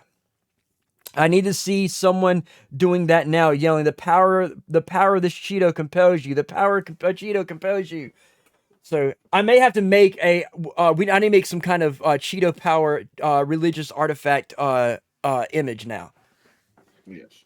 So anyway, moving forward, how does one avoid spirit possession? Okay, so now we know how to know what to look for spirit possession. Oh, clean air coming through my nose. Oh my God, clean air coming through my nose. Wow. Okay. Does one avoid spirit possession? One, and there's only 5 of these guys. There's only 5 of these. 1, have a positive, cheerful attitude. Since like attracts like, you know, north attracts north, south attracts south in magnetic poles. Basically, since like attracts like on the mental and spiritual plane, a positive attitude will attract a positive and benign spirit to you. Okay. Now, keep in mind, that's one, like I tell you, be positive, always be positive. Don't be negative, because positive thought, positivity attracts positivity. It yields positive results. Okay. Now, if you're being negative, it's like, oh, blah, blah, blah. Oh, I suck. I'm ugly. No one likes me. Nah. You know, you're going to get people like, oh, what the fuck? Why is he being like that? You know, you're going to get negative results. And once that negativity manifests itself strongly, you open yourself to the possibility of being possessed by a negative spirit. Number 2. Maintain harmony and balance in your mind, body, and spirit. Paladin Baz says, in before a demon with an identity crisis wanders up. Right. But you maintain harmony and balance in your mind, body, and spirit. Keep your emotional side in check, and not give in to outbursts of anger. Okay, what this pretty much, Ethan C003, hello and welcome. This is Mystery Mondays. We do paranormal discussions talking about UFOs, aliens, ghosts caught on camera, ghost hunting, demonology, all the likes, anything paranormal, we discuss it. But welcome to the stream. Anyway, talking about outbursts of anger. Hellfire, do you know of anything that has outbursts of anger? Besides me, I'm assuming. Well, yeah. Besides you, I'm kind of hinting at something. Something that's gonna. I assumed you were hinting at something. I'm just not sure what you're hinting at. Retro rants. Oh. So, ladies and gentlemen, my Saturday retro rant stream. When you see me getting all aggro, let's see. Oh, I watch Ghost Adventurers all the time. So this sounds interesting. Well, since you're a fan of Ghost Adventurers, I will not. I will refrain myself from saying what I want to say. Normal people here know my views on Ghost Adventurers. I will keep my mouth shut. I will, since you are new, and for those who do come in and see this later, I will give. We don't talk about Ghost Adventurers here. Tabitha redeems it. Hang on, guys. Hang on. Ethan, since you're a fan of Ghost Adventurers, I do apologize for this. Before I begin this impersonations, I've been doing paranormal and demonology and all that since the 90s. I have a degree. My main degree is in computer science. My first degree. I had a minor in parapsychology with demonology, occultism, and paranormal research. Okay, so just to kind of give you a heads up, I've been doing paranormal research and ghost hunting since the 90s. So yeah, I'm fairly old. But anyway, Zach is fake. So anyway, here's for the impersonation, guys. Here's the impersonation. Zach Fakins. What was that? What was that? What was that? Did you hear that? Did you feel that? What was that? What was that? What was that? So there's your Zach Fakins right there. I haven't actually done that in a while. Tabitha cheered 50. Thank you for the cheers. Thank you for the cheers. Onyx with the giggity. No giggity. Anyway, Hillfire cheered to 52. Thank you, Hillfire, for the cheers. And he's in my ear. He is in my ear, ladies and gentlemen. He's in my ear. So, getting back to what we were talking about, how does one avoid I lost my whole thing. I know, right? So basically, as I said, the second one for avoiding spirit possession is maintain harmony and balance in mind, body, and spirit. Keep your emotional side in check, and do not give in to outbursts of anger. Now, as I was trying to relate with my Saturday Retro Rant, you see me get angry all the time. But as you see, I'm a very positive person, okay? For me, my outbursts of anger are more to expel my anger, to release it. It's a therapy to put me back into a positive check, okay? Don't hold your anger in. Don't be like, well, fuck you! You're a motherfucking dick-licking cock monkey, you know? Don't do that number, okay? Expressing yourself like, hey, look, this pisses me off. This makes me angry. I don't like this. You know, why do you gotta freaking do this? You know, I don't like it. There's a difference in giving into your anger and expelling the anger, okay? Expelling the anger is completely different. As long as you do it and not give into it and let it rule you, you're good. Moving on to number 3, ladies and gentlemen. Remember, you have free will, okay? This is very important in religion. You are the master of your own destiny. Do not allow another entity to conquer or overpower your will. And by other entity, this means corporeal or ethereal. This means demon or human, alien or cryptid. Anything. Don't, like, if you have a hellfire in your ear, don't let the hellfire tempt you or overpower your free will, okay? Onyx Demon Retro trying to insult demons. I love it, Onyx. I love it. So yeah, don't let someone overpower you. Don't let someone control you.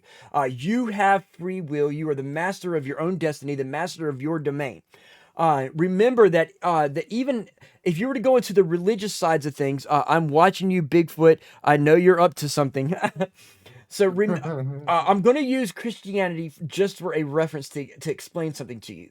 Now, remember that even God respects your own free will. God, in the religious Christian belief, God gives you free will. Okay, he doesn't take it from you. He's giving it to you. Okay, he's saying, hey, look, you're free to do what you want and make your choices.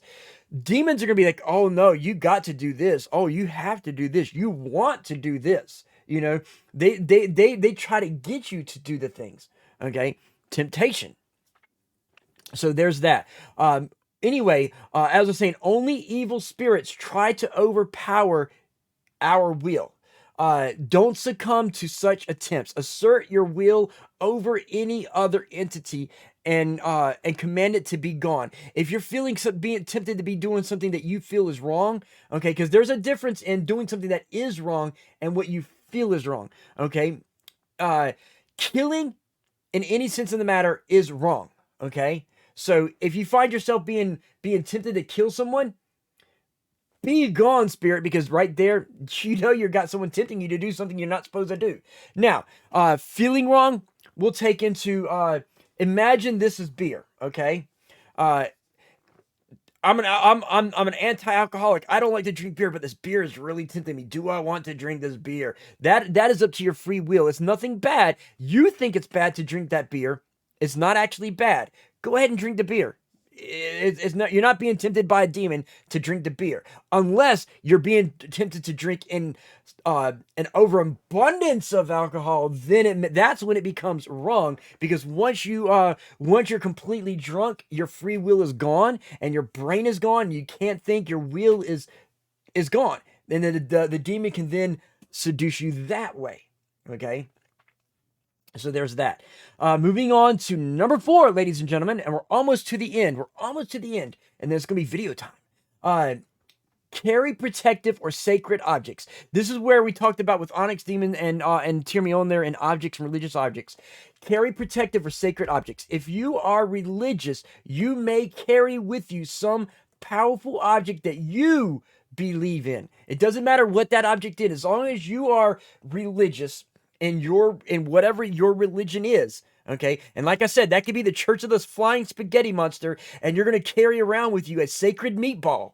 Okay, and that sacred meatball will will push away all demonic spirits away from you. Okay, and it's kind of sad to say that a meatball will push away demons, but if you are truly believe in the Flying Spaghetti Monster, then that meatball becomes a religious object, like Corey's sacred butt plug, right? Exactly, Hell Monkey, exactly. But I don't want to know about his sacred butt plug, but exactly. Pretty much, even though I gave you a different example, I'm going to give you a more serious example. But for example, Saint Benedict's medal, which is a Catholic medal, which was especially charged or blessed by authorized Benedictine priests, can help you protect against demonic possessions.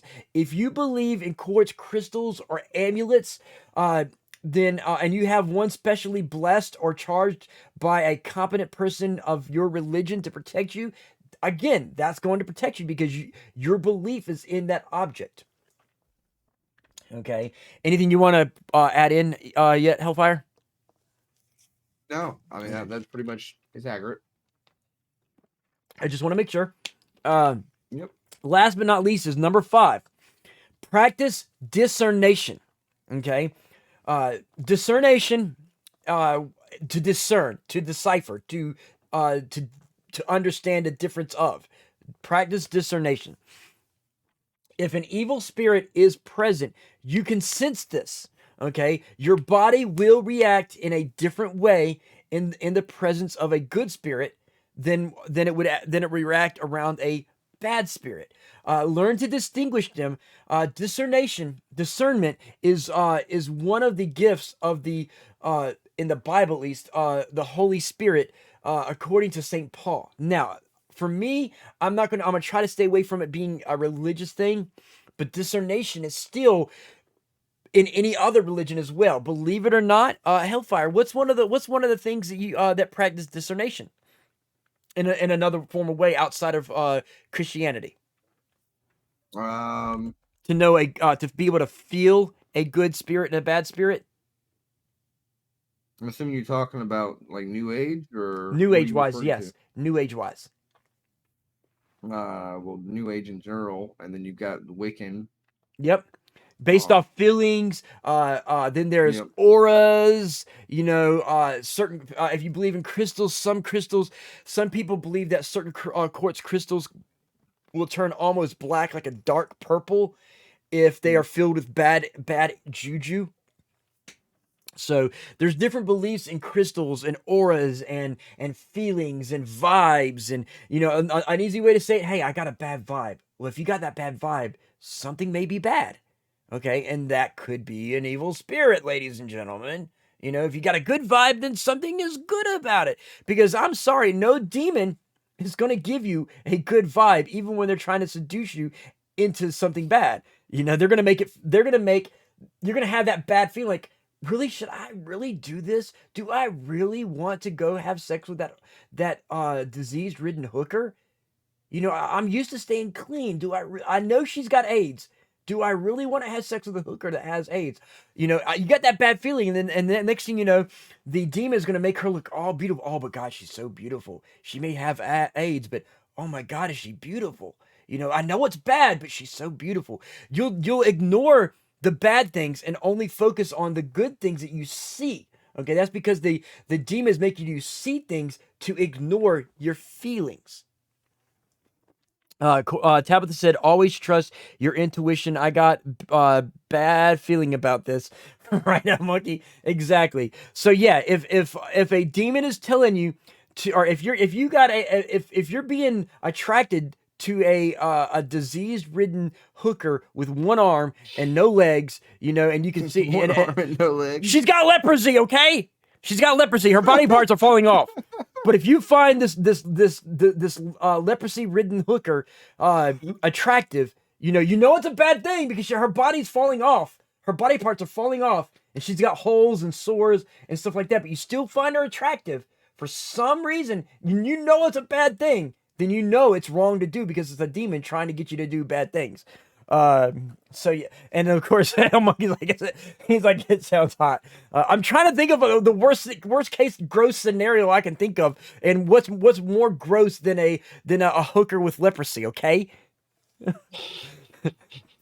but yes, if you find a hooker with leprosy and her body parts falling off, she looks like something out of Night of the Living Dead, and you still find her attractive. That's a bad thing. That's a bad thing, ladies and gentlemen. Don't do it. Don't do it. You're being tempted to do something. Don't shame me. Right? Shame. But yeah, don't do it. Don't do it, ladies and gentlemen. Bear with me. My throat is about to go, so I'm sitting there trying to keep my voice, keep myself hydrated, ladies and gentlemen. Okay, so anyway, that's all of that, ladies and gentlemen. So since all the notes are pretty much done, guess what it's time for? Anybody? Don't zombies shame surf, right? I'm not going to zombie shame. I'm not going to zombie shame. Zombies are people too. Oh, no, zombies were people too. Zombies were people. Okay, let me go ahead and minimize my notes, ladies and gentlemen. It is now time for those who are new to the stream. We do a lot of debunking here. I usually pull up caught on camera videos for people to watch, and we try to debunk them.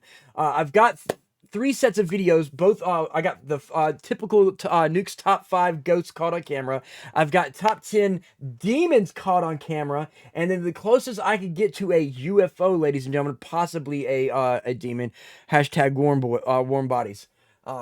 Is a mysterious humanoid video that was caught on camera. Let me go ahead and zip that up, and we're gonna watch this with a lot of fucking advertisements that I can't believe are on there, but whatever. Go ahead over to the movie side, ladies and gentlemen. Here we go. You're looking, wait, that tree is paranormal? Wait, what is that? A UFO tree? No, ladies and gentlemen, this is, as you can see in the title, mysterious humanoid UFO caught on camera. Now, I've showed something similar to this before. If you watch up in the very center, you're going to see it. Granted, the camera's moving, but you can see that what looks like a man right here, an actual figure floating across the air. This is legit. This video was captured by many different people from many different angles, sometimes during the daytime. Es un hombre. Es un nombre. They think it's Christ. They think it's Jesus. Yes, Mom. Pero it went behind the tree and I can't see it no more. Oh no, it's right there. And see, literally everybody there is seeing it. Even the baby's crying, so we know the baby sees something. So we know whatever this is, it is legit. Now I'm going to get off there and get to a better. Damn it! I want to get behind the tree and I can't see it. I'm trying to catch it. There we go. So right there, I want to try to catch it without the ads up there. That's trippy, right, Blastbit? Right. So Hellfire, any idea of what you're looking at? Is this a like a weather balloon, a slightly deflated weather balloon that's sinking down? Is this UFO? Is this a person with a jetpack? Is this a I think there's a Mexican religion of some floating sky witch. I forgot what it is, but I remember there's somewhere in a Hispanic area they have some kind of floating sky witch. So, to be Egon, completely honest, go ahead. I'm not sure what it is, but I'm assuming it probably has a fairly easy explanation. Okay. Anybody out there watching? Anybody got an idea? Blastbit, Eon Rock and Roller. I know y'all are connected to the Hispanic things. Is it not La Bruja? See that? I think that's what I'm talking about. Is La Bruja. So somebody who knows the Hispanic understandings, if someone could tell me a little bit about what they know about the La Bruja, can tell me if this is any way possibly connected to La Bruja, and let me know of that. La Bruja just means witch. Got you. Okay, so that's just a general term. So does anybody, Leather Rebel, Blastbit, do any of y'all know anything that I'm talking about? There is some kind of story about some witch that flies across the scene, and I forgot where it is, but they see it during the daytime and flies across the mountains and stuff like that. If y'all can mention that to me, because I want to say this has something to do with that as well. I don't remember the name, but I know what you're talking about. Okay, thank you. So at least I'm not going crazy. Ladies and gentlemen. But yeah, I still don't know Mary Poppins. Mary Poppins. Hey, since they're in Miami, because you can see the palm trees, it could be the Mexican Mary Poppins, Senorita Poppins. I don't know. It looks like a balloon with other ones popped. See, and that's what I'm thinking. So I'm 50-50 on this one. I know it's not CGI. Whatever it is, I know it's not CGI because even the baby is seeing it. So that, and of course, you can't get a baby to fake. So Baby could just be hungry. He's like, "Come on, guys, stop looking at this balloon." it could be. She cries by a river. Paladin has. Okay, yeah. The La Bruja cries by a river. Thank you, Bless. Thank you. So I'm glad I got people who can understand some things. He's talking about La Llorona. That's what I said. La Bruja. Not La Bruja, La Llorona. La Llorona. Okay. Well, still, La Llorona, isn't she a bruja? I think so. See? So But same thing. She's a specific one. Still. Suck my fucking toe. Anyway, guys, this is legit. Whatever it is, I don't know what it is. I'm 50-50. I think it may be like a balloon or weather balloon or something that's slightly deflated and flying low, but at sometimes it does have a like it looks like a figure, so I'm like I don't know what to say it is, but at this point in time, because of the parameters of the definition of unidentified flying object, we don't know what it is. It is at this moment unknown. So yes, it is a UFO. Is it alien in origin? We don't know. Is it religious in origin? We don't know. Is it explainable? We don't know. So right now, this is a legit, real, unfaked UFO. What is it? Don't know. But at least this is legit. You can fill clothes with helium balloons on a string. There you go, Hell Monkey. There you go. So it could be both. It could be the balloons in clothes.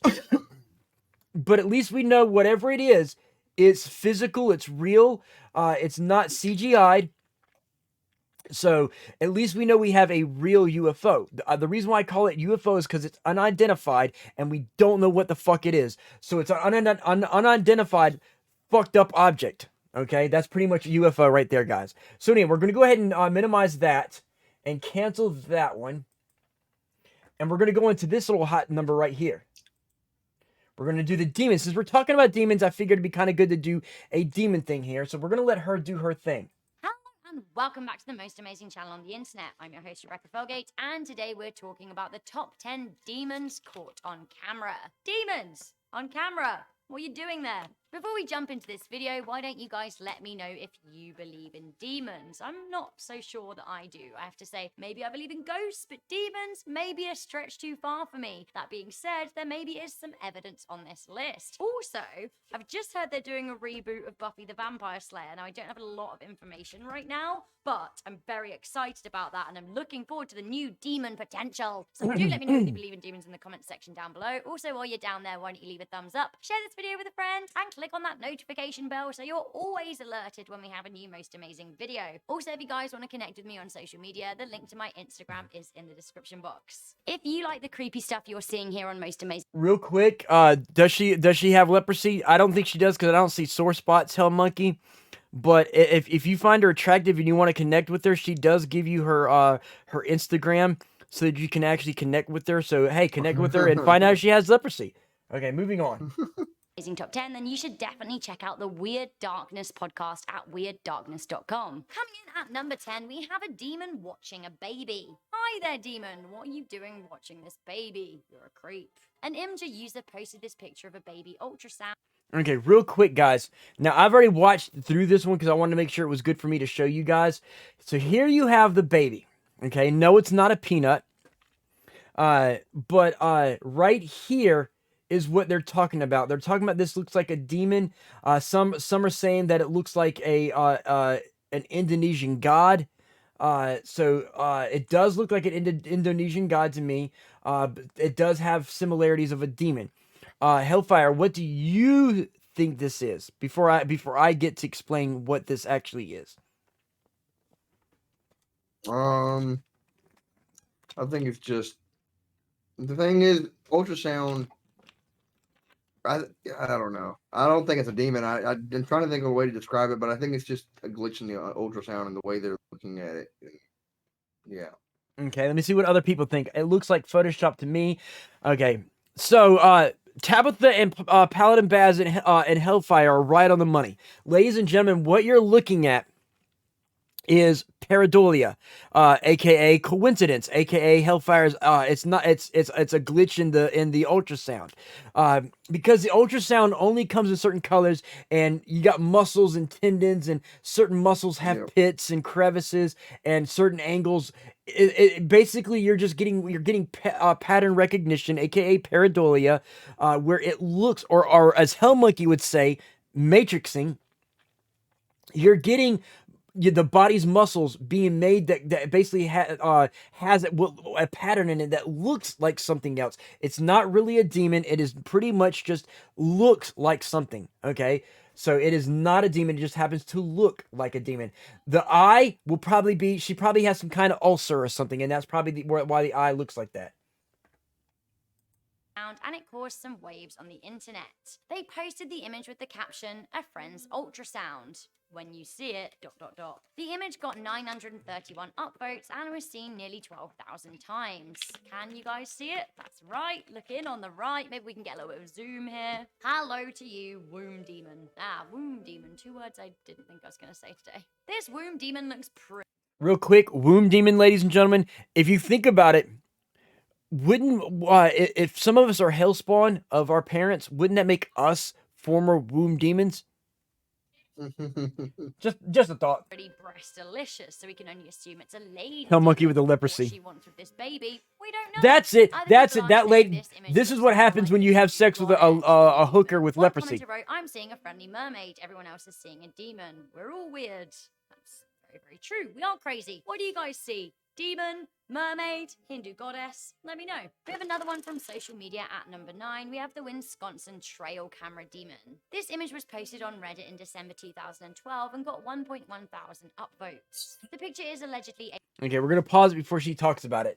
Take a look at this and let's see if, let's watch through, let everybody talk about it before we actually play it through and let her discuss the situation. So, Hellfire, what do you think?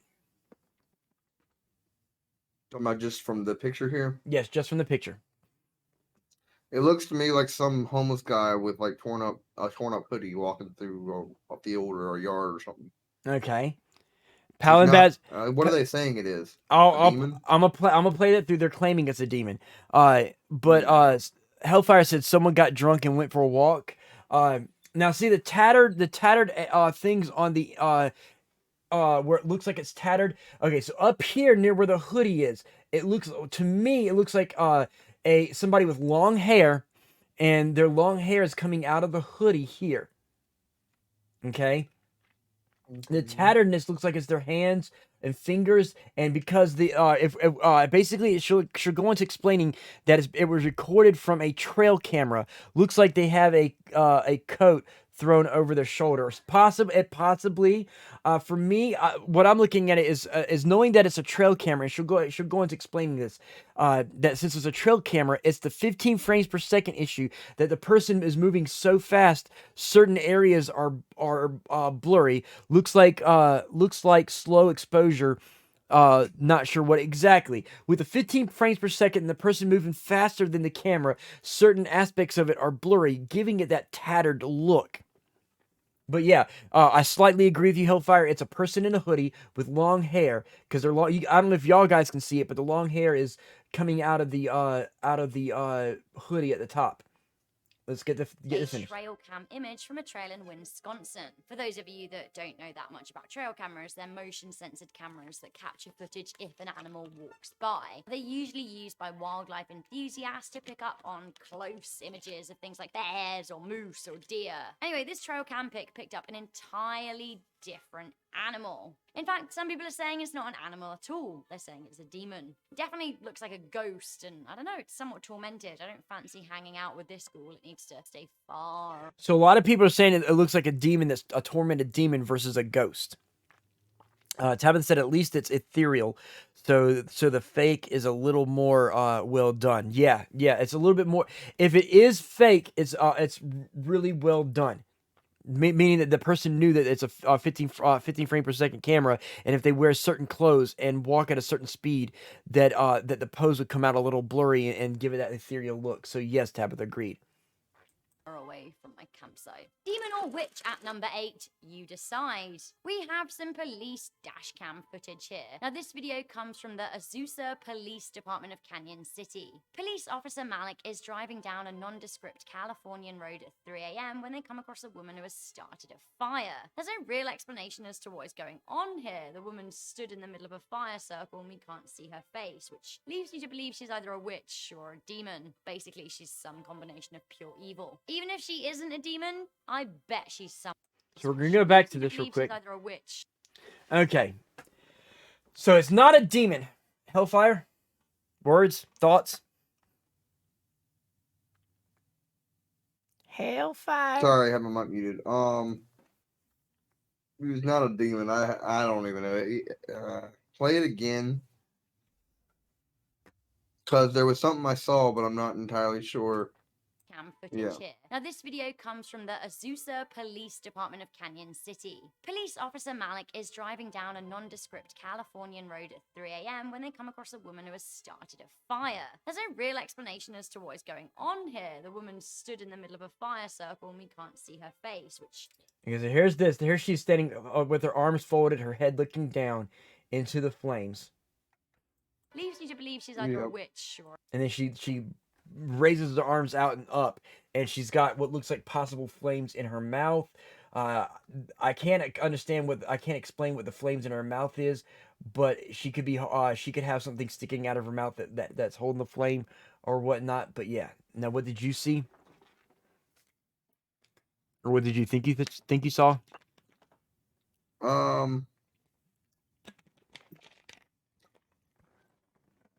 She's on a drug. As far as the flame coming out of her mouth, I'm thinking it's like one of those like little tiny lights, or like they have the like the things like Halloween things that you put in your mouth that go over your teeth. They glow. Right.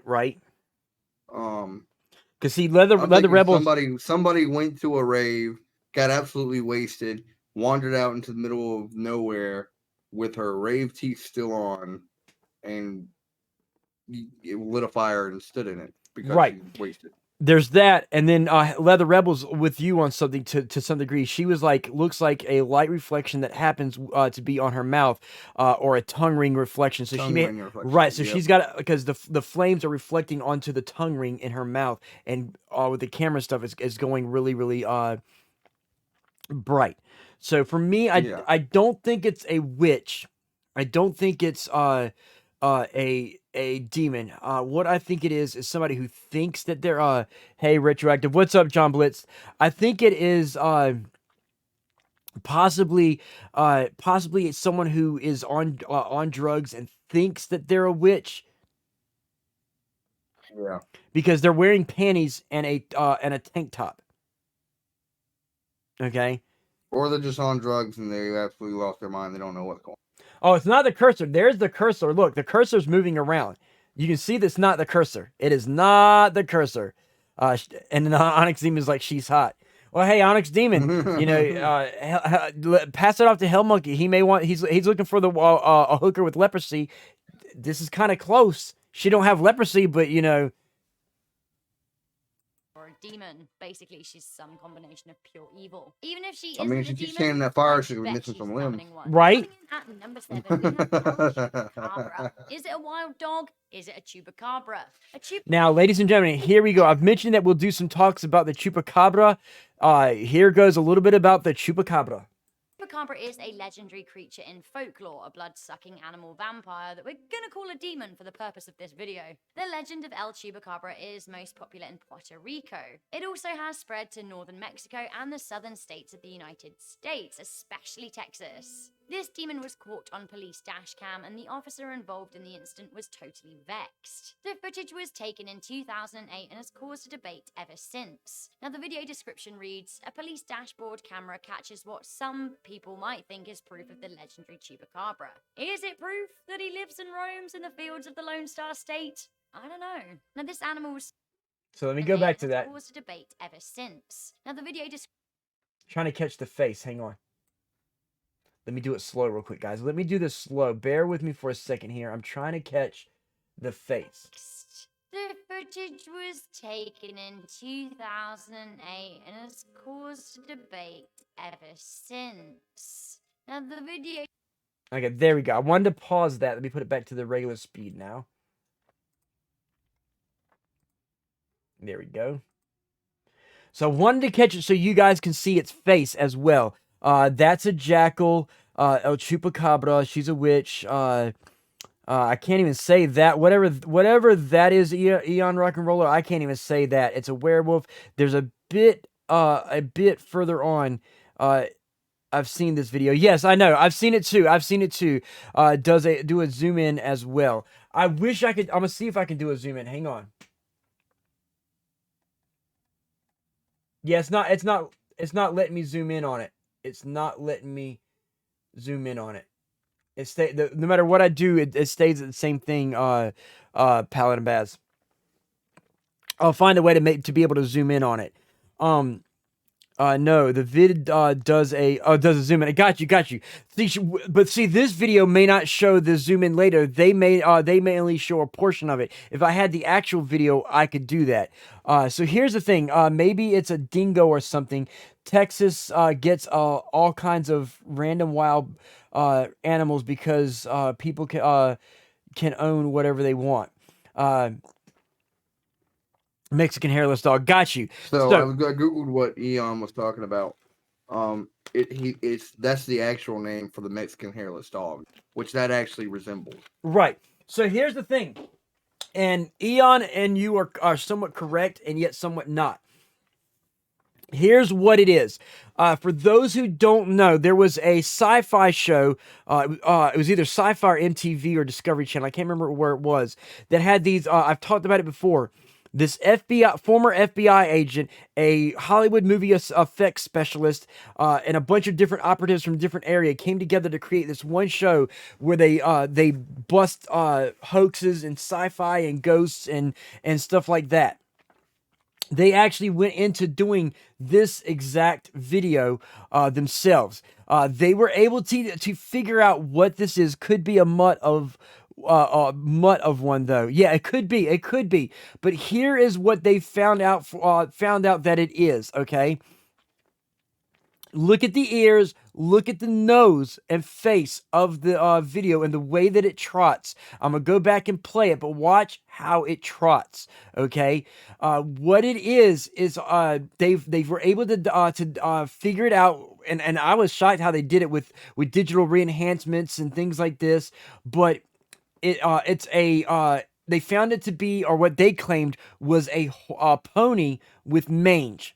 A sickly horn, like basically somebody had a pony, it got away, it was unable to feed, it got mange, so it's a sick pony from what they explain. That it's not a dog because of the nose and the ears, okay? It has a horse's snout versus a dog's snout, and it just happens to be a pony, a smaller horse versus a dog. I'm going to rewind it so y'all can watch it, but it was debunked as being the chupacabra and found to be a pony that was very, very diseased.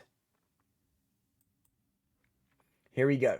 The United States, especially Texas. This demon was caught. See how it runs? Cam, and the officer involved in the incident was totally vexed. The footage was taken in 2008 and has caused a debate ever since. Now, the video description reads, a police dashboard camera catches what some people might think is proof of the legendary chupacabra. Is it proof that he lives and roams in the fields of the Lone Star State? I don't know.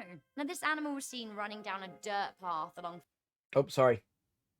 I didn't mean to do that. Fence lines in a rural Texas road. Oh, okay. So, Paladin Baz, you are right. They do have the close-up. Honestly, to me, it does look like just kind of a wild dog, maybe a coyote, more so than it does a demon. But some people are refusing to budge on it being El Chupacabra. Coming in at number 6, we have the Balinese. So, before we go to the Balinese flame demon, so Hellfire, final thoughts on what it is.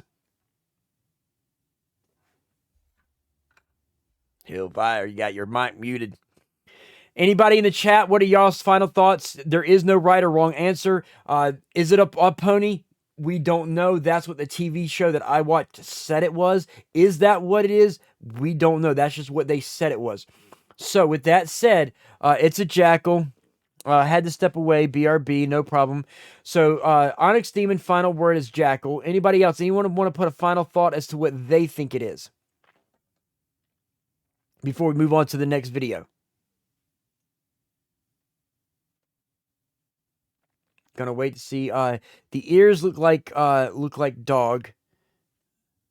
The ears look dog-like, okay. Emancipated wild pig. Emaciated wild pig, okay. Okay. So everybody has their opinion. So at least one thing that we are certain of would have said jackal or coyote with mange, to be honest. Got you, dingo. So here's the thing. One thing that we are all in agreement to is that this is a actual known animal with some kind of hair or sick issue and not the chupacabra. So we are in agreement that this is not the chupacabra. So let's move on.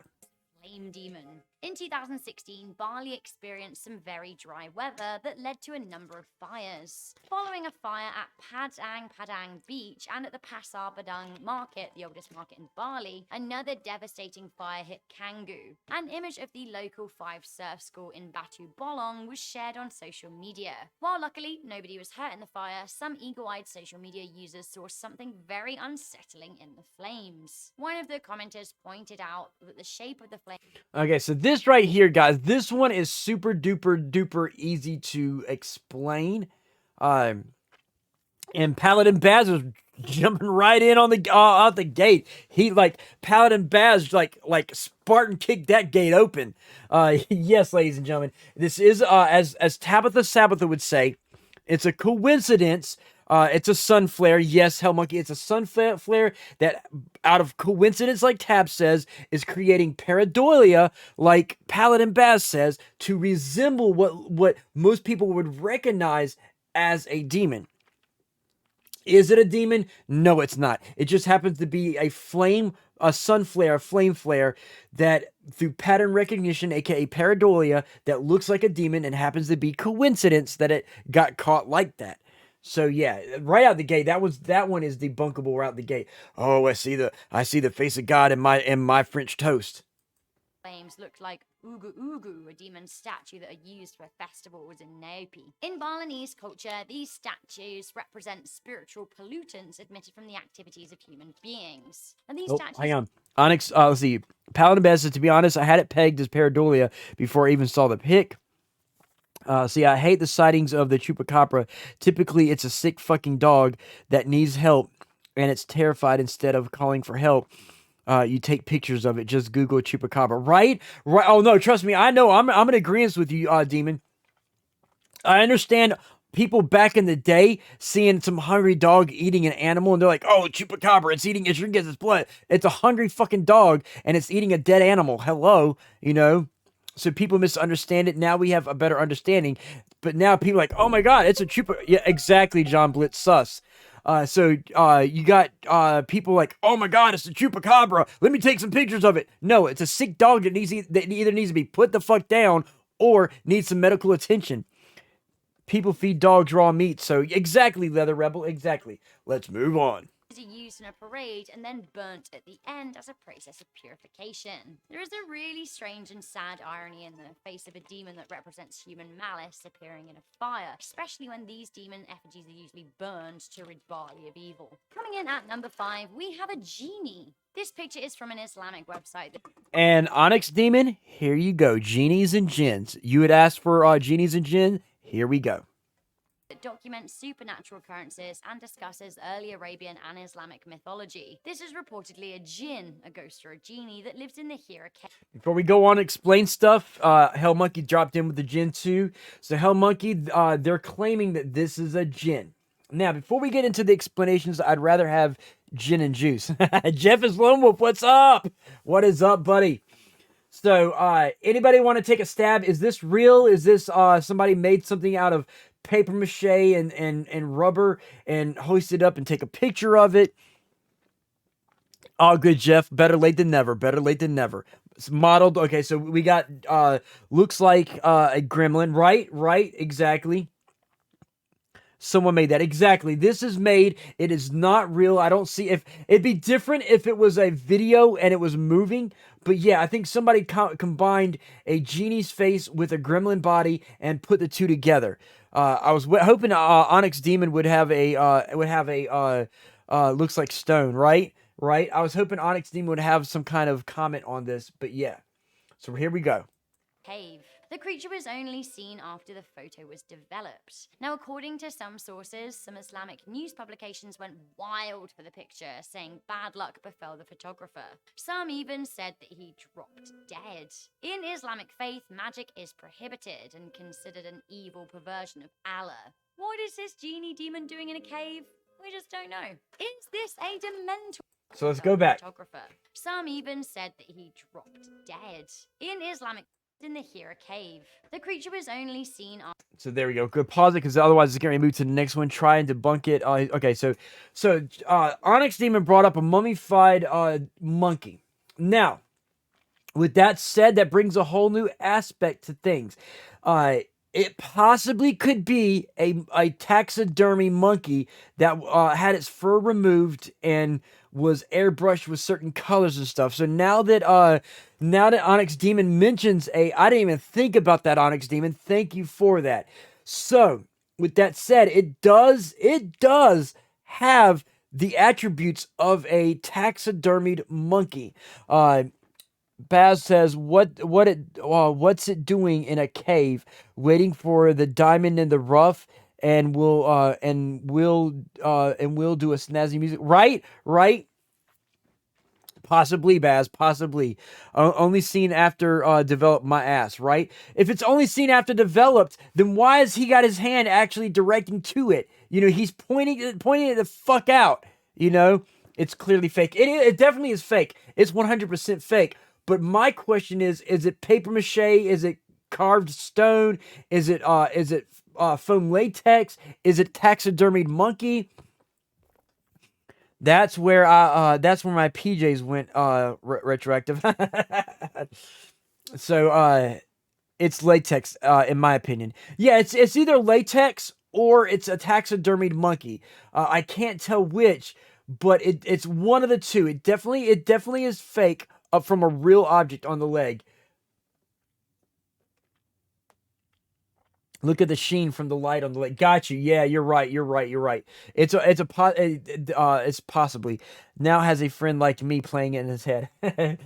So whatever this is, it definitely is fake. It'd be different if we had a video of it moving to have some kind of discernation as to its legitimacy, but a physical picture that supposedly you can't see and showed up after the fact, yet the guy is pointing directly to it. How can, if it's not there till after the fact and he's seeing it, how can he see it if it's not there? How can he point to its direction if it's not there? It's there, it's physically there, but it looks fake as fuck. Anyway, moving on to the next one. After the photo was developed. Now, according to some sources, some Islamic news publications went wild for the picture, saying bad luck befell the photographer.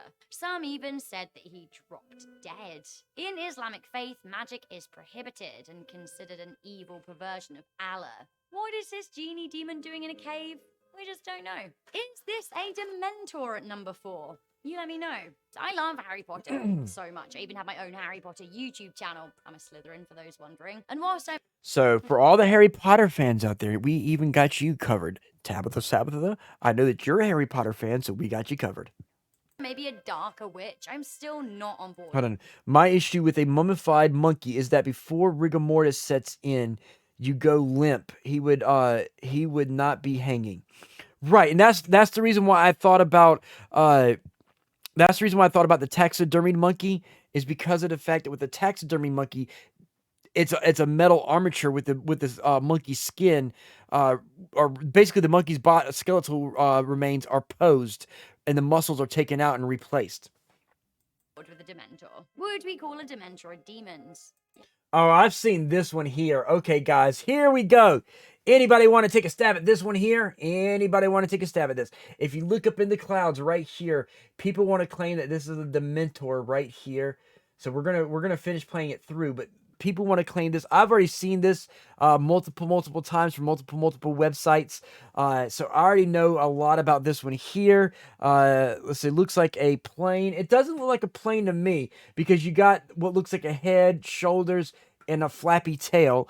But yeah, let's go. While we're waiting for responses, shadow of a plane in the clouds. Okay, that does kind of make sense. Yeah, I think we would. It's a demon that sucks out your soul, which is actually probably my least. See, here it is again in an same area, different aspect. Anybody want to take a better stab at this one here? Again, still picture, no video. Least favorite kind. Either way, it seems a demonic looking figure is spotted over the city of Kitwe in Zimbabwe, and to me it looks like a descending Dementor looking for a kiss. So we got CGI, LOL bullshit, Photoshop as fuck, Photoshop. Exactly. It does look like a Dementor, yes. But yeah, it looks photoshopped as fuck. If there's no video, then for sure it's photoshopped. Exactly. I'm not even gonna bother with that one. Exactly, Demon, exactly. It's photoshopped as fuck.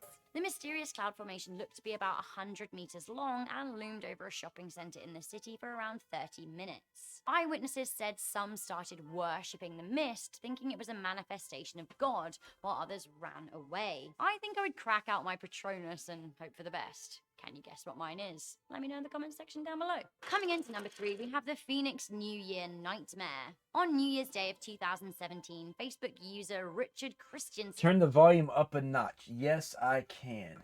Yes, I can. Bear with me.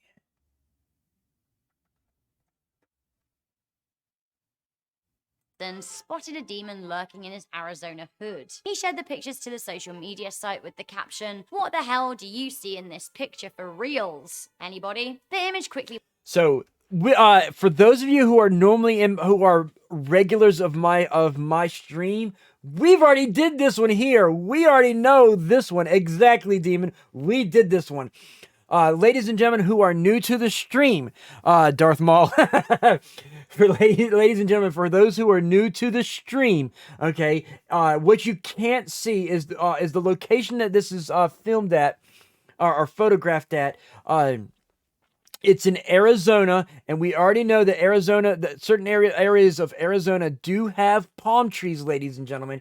If you look to the left side right here, you can see that there is a palm tree right here.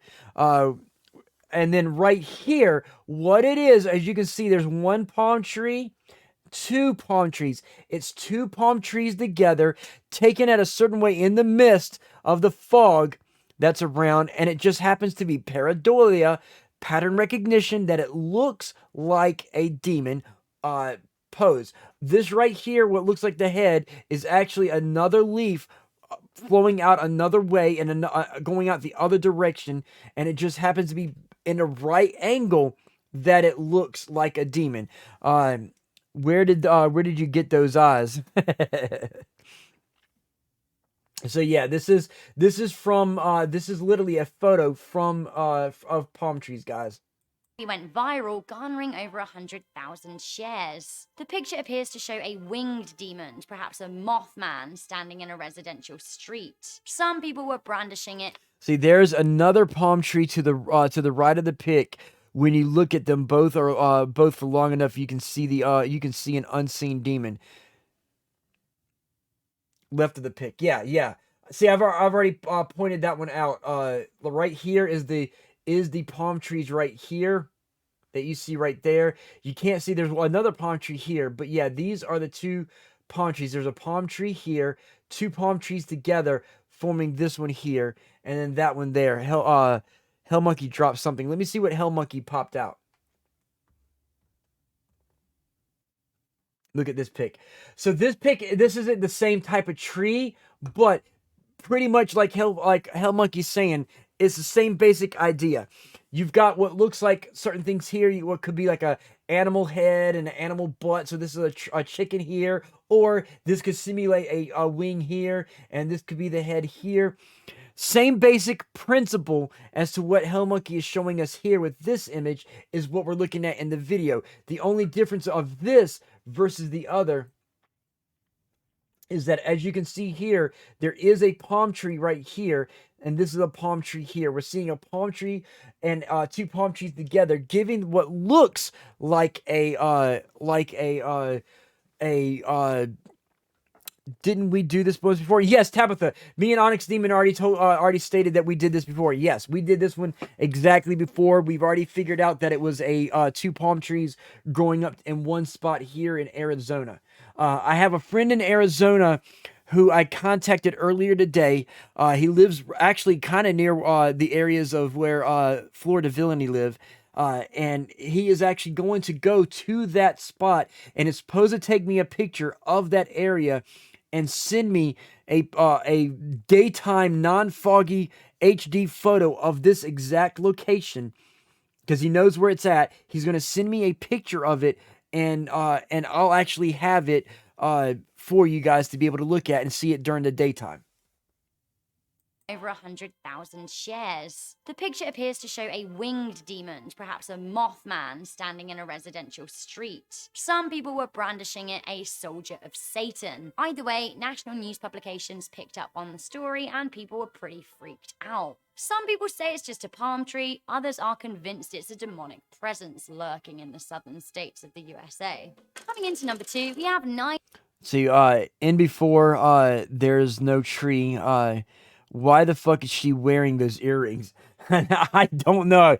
I guess she's trying to have this 80s vibe and she wants to look like April O'Neil. I don't know.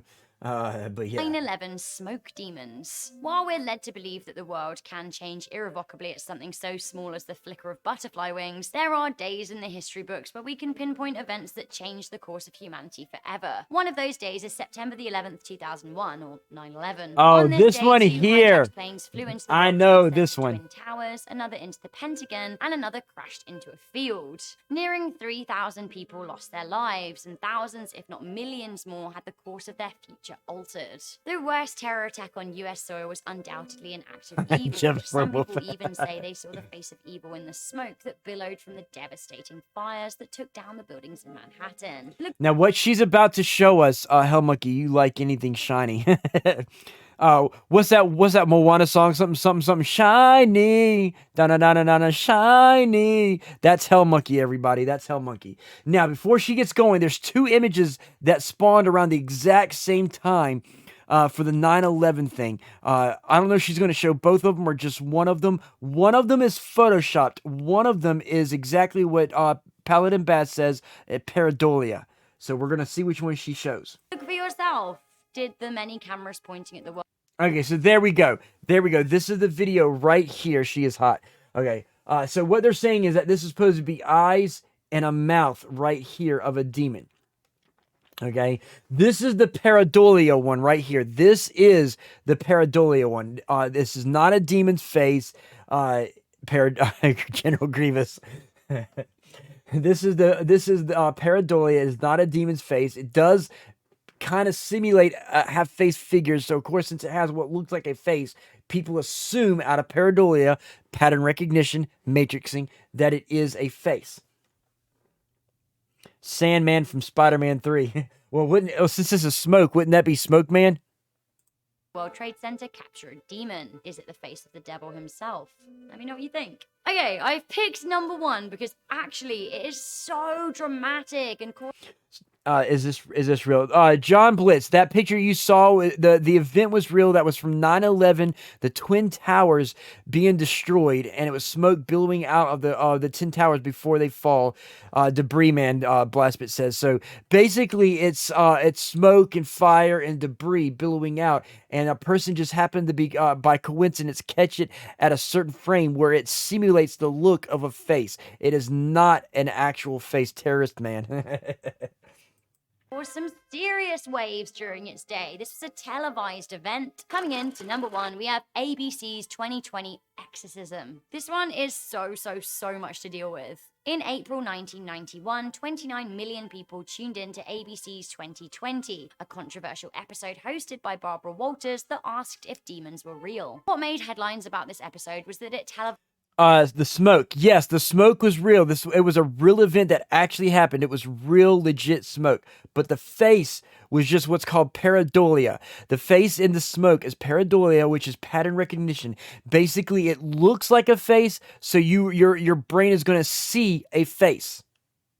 a real-life exorcism. In the episode, we see Catholic priest Father LeBear exorcise demons from a young girl named Gina. Honestly, she's off the charts in this video. She is screaming, she is being cray, she thinks she's actually possessed. The girl seems to switch wildly between different personalities. Her voice is strained and demonic, and the clergyman identifies two demons within her, Minga and Zion. Her parents surround her and pray for her recovery. Now, before she's exorcised, she drinks holy water and vomits. It's just very shocking viewing for the 90s. The exorcism spanned 6 hours, and afterwards, Father Labar believed that he cured her of a serious demonic oppression. Others think that she was just mentally ill, and to be honest, I don't know if she was. This was some serious schizophrenia. Either way, following the exorcism, she seemed to be cured. So guys, there we have it. That was the top 10 demons caught on camera. Did you guys like? So what sucks for me with this, guys, is I think most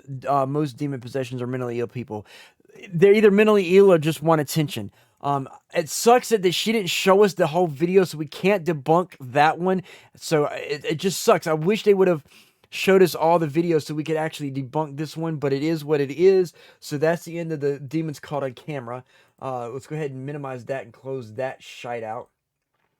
And ladies and gentlemen, it is now time for Nuke's Top 5 Ghosts Caught on Camera, aka Nuke's Top 5. We're going to give advertisement to streamers and TikTokers. Top 5 Ghosts Caught on Camera. Hidden. Not too long ago, I featured a video by Czech ghost hunter Bono from the YouTube channel ILMN Bono Paranormal. In the video, Bono traveled to an abandoned car parts factory in the city of Ostrava in the Czech Republic. The factory has been deserted for almost 60 years after a large explosion in the building tragically took the lot. Let's see, fake Nuke. What was the thing you used to say about TikTok? Yeah, exactly, fake talk. Basically, if it's TikTok, we had this whole, if there's a doubt, throw it out. TikTokers, basically, it's fake talk. So yeah. Lives of several workers. The factory is said to be haunted by the angry, restless spirits of the deceased workers. Now, since his last video, Bono has returned to the Czech factory to show new viewers and subscribers that came over for my video where he captured all of the terrifying activity. Most of you are probably from Nuke Step 5 video, so welcome everyone. Actually, what Nuke got wrong is that this window was not a reflection. Behind this window is this hallway. So the figure of the ghost must walk here. Okay, real quick, he, like, I've seen the video that he's talking about. I knew it wasn't a reflection, and he was so, basically, Nuke talks about how it was a reflection and whatnot. Here's my thing with this, guys. TikTok on this clock, you know this shit is fake tonight. It's all right. We'll debunk till sunrise. TikTok. Okay, anyway, so here's the thing. What this guy's doing right now is making his videos that much more less credible. Because here's the thing, the video of somebody walking by, now we know that he had somebody planted on the other side to walk past that window. So pretty much, he's pretty much saying, hey, look guys, I'm not going to say that I faked it, but here, I faked this shit. You know, that's pretty much what he's doing right now, is showing his shit is fake. Here. And here is the closet. That's weird. It was opened before. It's here. Everything the same, I think. So pretty much what he's doing in his videos, he's trying to prove himself, his video is right. So he's going to the places that he went before to say, oh yeah, this is real. How can you explain this? This isn't what you say it is, kind of thing. He's trying to add validity to his videos.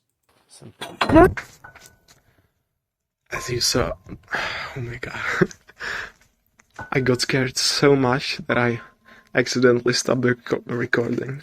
He got scared, so he accidentally stopped recording. No, he knew something was going on, and he stopped it on purpose. There was like caps and it fell. Oh my god. That is a mess. Exactly, Jeff, exactly. I was standing right here. It was just like a meter behind me. Almost immediately, strange things start to happen in the old abandoned factory. Bono is startled by the sound of cups suddenly crashing to the floor. He decides to just leave that area and do an EVP session in another part of the abandoned factory. He uses his iPhone to record audio as he asks a few questions in his native Czech language. He requests that the spirits give him a sign of their presence. He gets a frightening answer. Můžeš mi dát nějaké znamení, že tu jsi?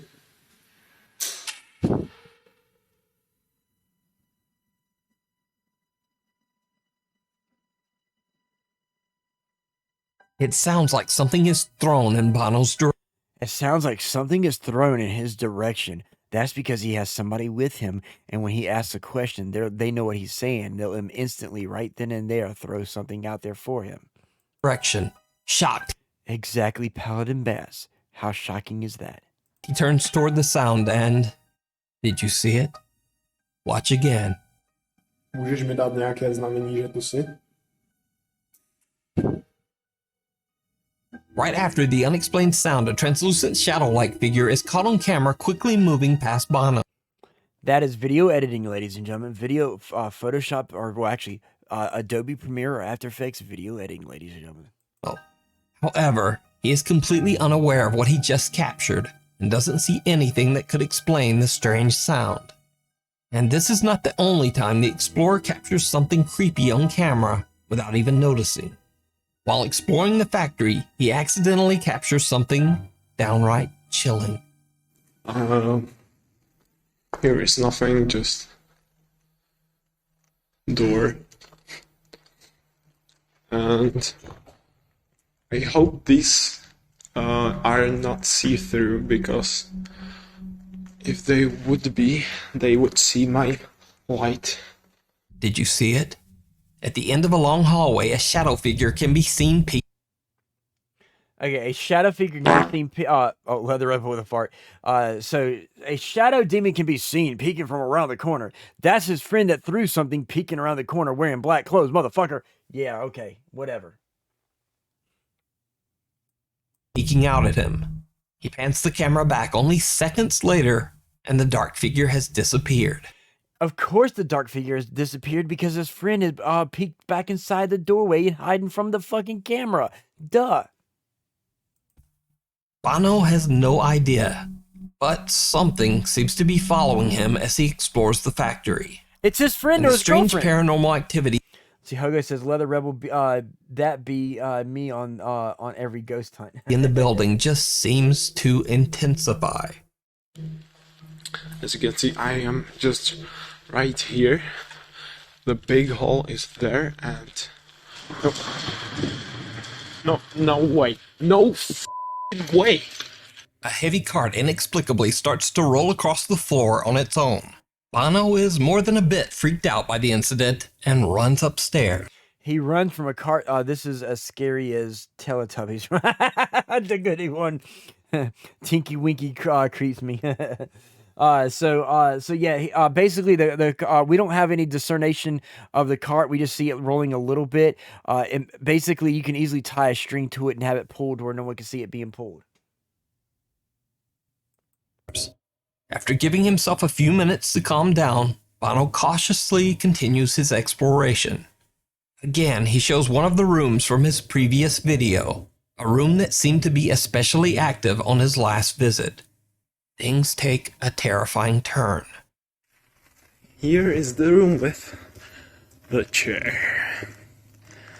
This chair moved on my previous video. It was pulled by What string. else do we have here?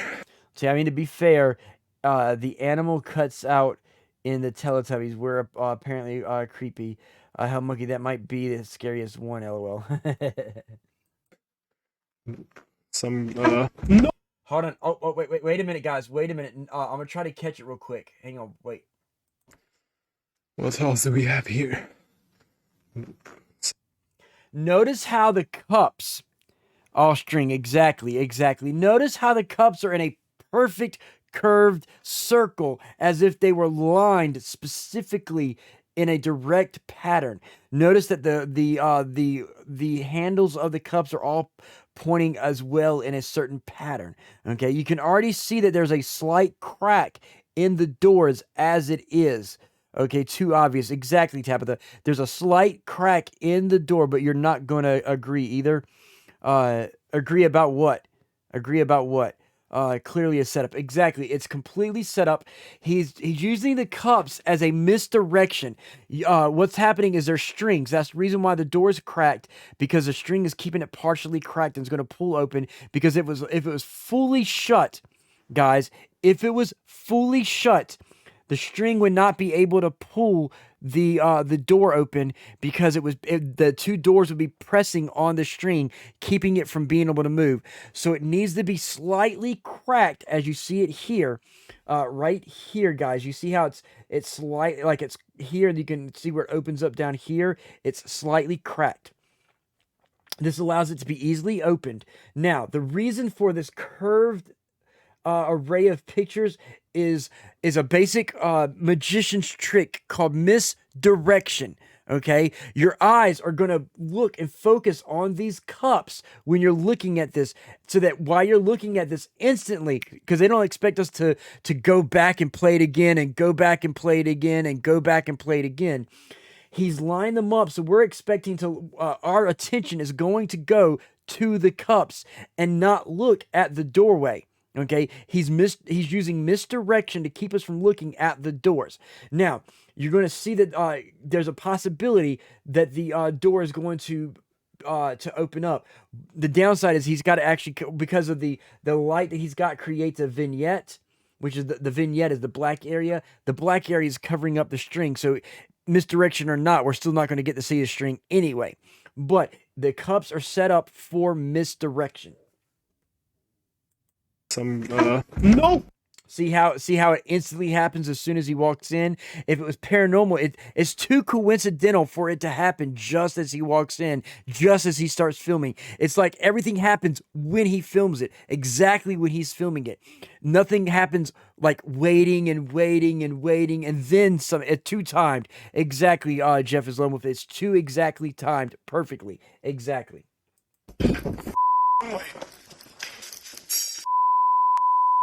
As Bono is showing a chair that seemed to move on its own in his previous video, a large cabinet on his left captures his attention. Suddenly, all of the doors swing open, sending the terrified explorer running from the abandoned factory. Bono decides he's had enough, and just ends That's because Bono is tired of having to try to prove himself right because he faked the bullshit. the video. But there's still a large area of the building that Bono hasn't explored yet. So, despite all that he's seen and heard, he returns once again to film in the abandoned Because he needs to vindicate his fakery. factory. It did not go well.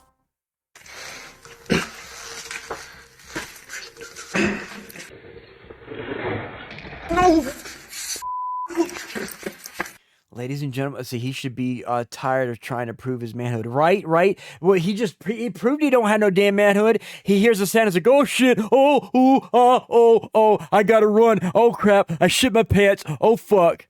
You know, that's typical any fakery. If Ghost Fakery 101, pretend to be fucking scared. As Bono is going up a staircase, he suddenly hears a sound behind him. When slowed down and brightened, you can see what appears to be the same shadow figure he captured earlier, but now it's right behind him. This time he actually sees the bizarre black mass with his own eyes, and with that he finally decides that he's had enough, and he makes a run for it. So did Bono capture the restless spirits of the workers who tragically lost their lives in the old factory? Or is it all just an elaborate hoax? Hello, it's Nuke's Top 5. Everybody up here is a fucking fake. You decide. Welcome back, Onyx Demon. Let's see. If the ghost is just opening doors and moving things, why get scared and run instead of trying to communicate? Exactly. That's because people like us, we know, as I've told you many times with the help of Hellfire and Onyx Demon and sometimes with you, Tabitha, ghosts can't hurt you. Okay, so why be fucking afraid of a ghost? If it's a ghost, why be afraid? Okay, if it's a demon, it can't come unless you call it forth. And if it's a demon, it will possess you, not hurt you. Besides, he has a YouTube. He's trying to get fucking attention, so he needs to fake the ghost hunting to get his attention. You can check out Bono's full investigation, including all new videos. I mean, I do that in Phasma, right, Paladin? Right? Over on his YouTube channel, ILMN Bono Paranormal. A haunting in Holland. Now, this next video was sent to me directly, and despite my efforts and research, it's pretty much... Okay, so we got another YouTuber, and from the video the brief clip of the video that we saw, we know that it's a kitchen from a certain angle. And we know from most fakes that kitchens from certain angles means they're hiding certain things around the other corners and stuff like that they don't want us to see. So right now, automatically, it's 50-50 as it is. I mean, maybe they may smack you with a door. Chances are unlikely. Ghosts are agoraphobic. Exactly. 100% demon. 100%. This is Paladin Baz. I will not confess to anything. shrouded in mystery. I have no idea about the specific details on this video, other than to say it's very, very creepy. The video was posted to YouTube by an anonymous channel and features a woman in the Netherlands allegedly experiencing terrifying paranormal activity in her home. So like I said, right here, guys, we have a kitchen.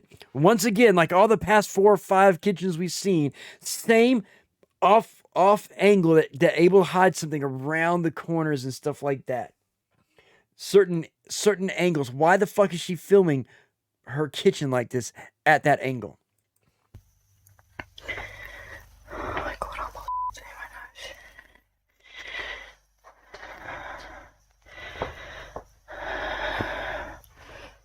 Ik weet niet waar het vandaan komt. of course, the breathing heavy. Let's see, the kitchen is already set up for a paranormal activity. There's always an obscured view from the room when it's fake. Exactly. And then you add in paranormal fakery lesson number 2, heavy breathing. When you want to invoke fear, act like you're scared. We're about to watch her. Oh my God, take a video.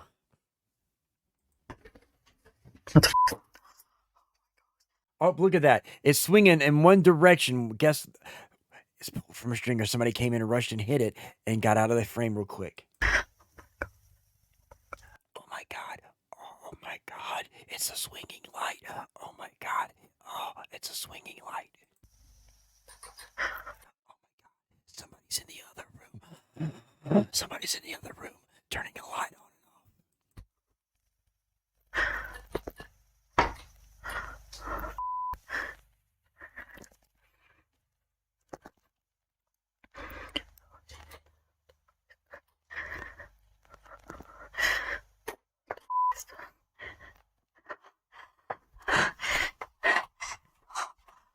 Okay, you notice she runs in and goes directly to the left and did not turn to the right first. Someone turning the light on and off. Oh my God, it's haunted, right? So right now, while she moves in, I see what the person did there for the light flickers, right?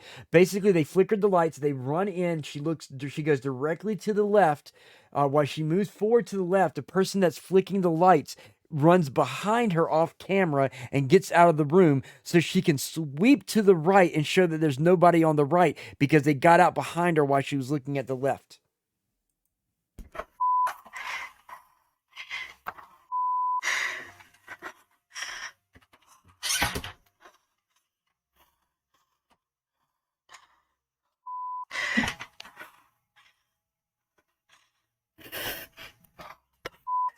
Now watch, something's going to happen in another room that she's going to go to because the person that was in the kitchen ran behind her and went into another room to make things happen. Jeff, alone with locked, like someone balanced it right on the switch point a few times.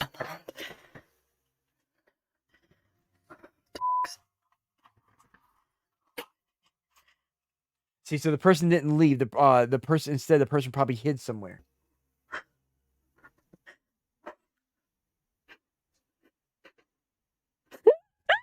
Okay, hold on, guys. Wait a minute. Like I said, there was somebody in there. Watch this shit.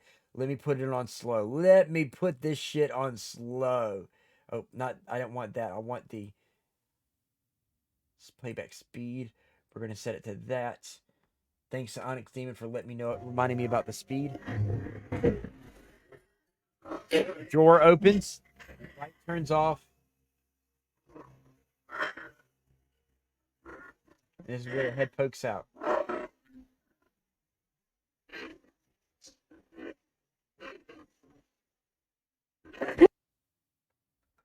Okay, so it's a little blurry. Hang on. I'm trying to catch it. You can barely see it because I paused it on a blur. But right there, what looks like somebody in a black bed sheet is poking their head out right there. Okay, so that is corporeal. It's too corporeal for a shadow demon, for a shadow beast, for a shadow entity. It is too physically corporeal to be a ghost of any kind whatsoever. It is a person. The person was hiding somewhere in there, probably under a cabinet, under the sink, or something like that. It is a person that was hiding, and now they're they're coming out with a hood. So we're going to turn it back to normal speed.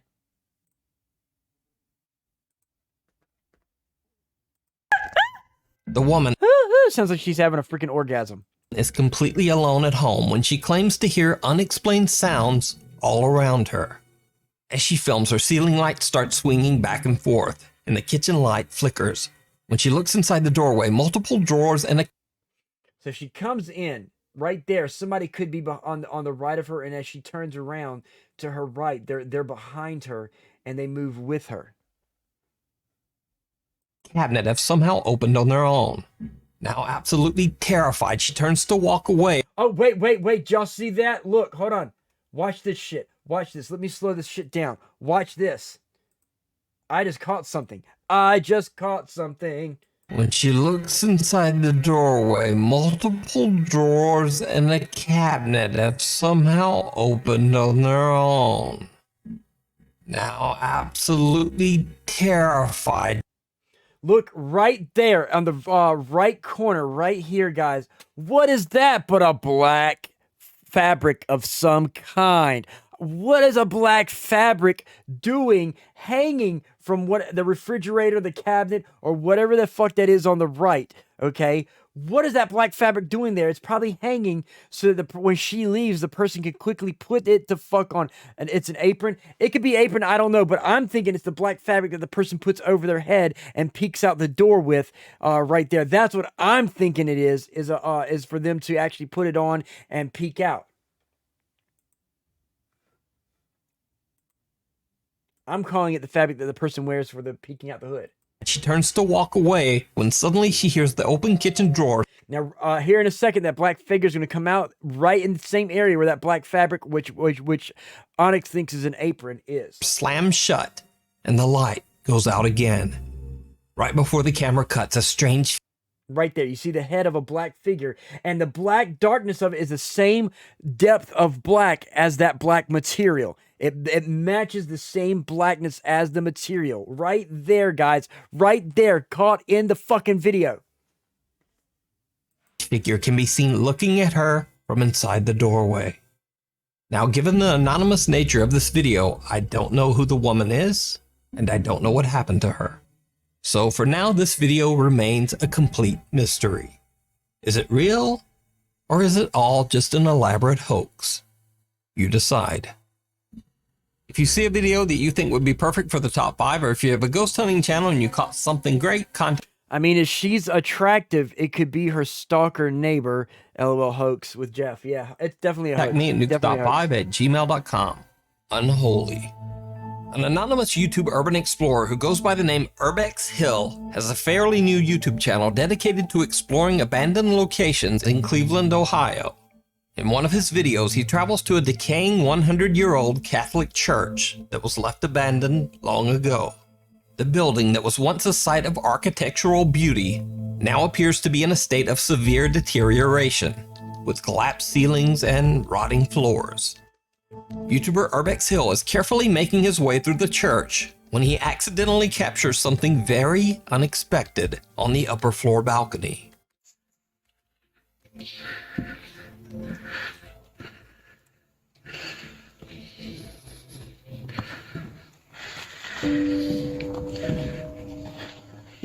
Urbex Hill doesn't even notice when right in front of him a wooden plank suddenly just moves on its own. When replaying the footage, it's obvious that there's no reason for this piece of wood to... Okay, so that piece of wood moving right there, okay? I'm sorry, but for it to have that wood on top of it and it being pulled by a string, if it's pulled by a string, the wood on top would move. If it was a ghost moving it, the top piece would slide off because they would be moving it a certain way. They wouldn't be moving both pieces. They would be moving one piece. They don't have the energy to move both pieces. So one, through the laws of physics, that piece at the speed that it's moving would technically move off and come off of it. But yeah, whatever. Take this strange slide across the floor, completely unaware of... And you notice the whole one but doesn't move, just a corner of it. Have a great rest of your stream. Have to head on. Take it easy, Leather Rebel. Take it easy. What he just captured, Urbex Hill continues exploring and eventually finds the basement of the abandoned church. Using a flashlight, he walks down into the pitch black cellar, and that's when his exploration becomes the stuff of nightmares.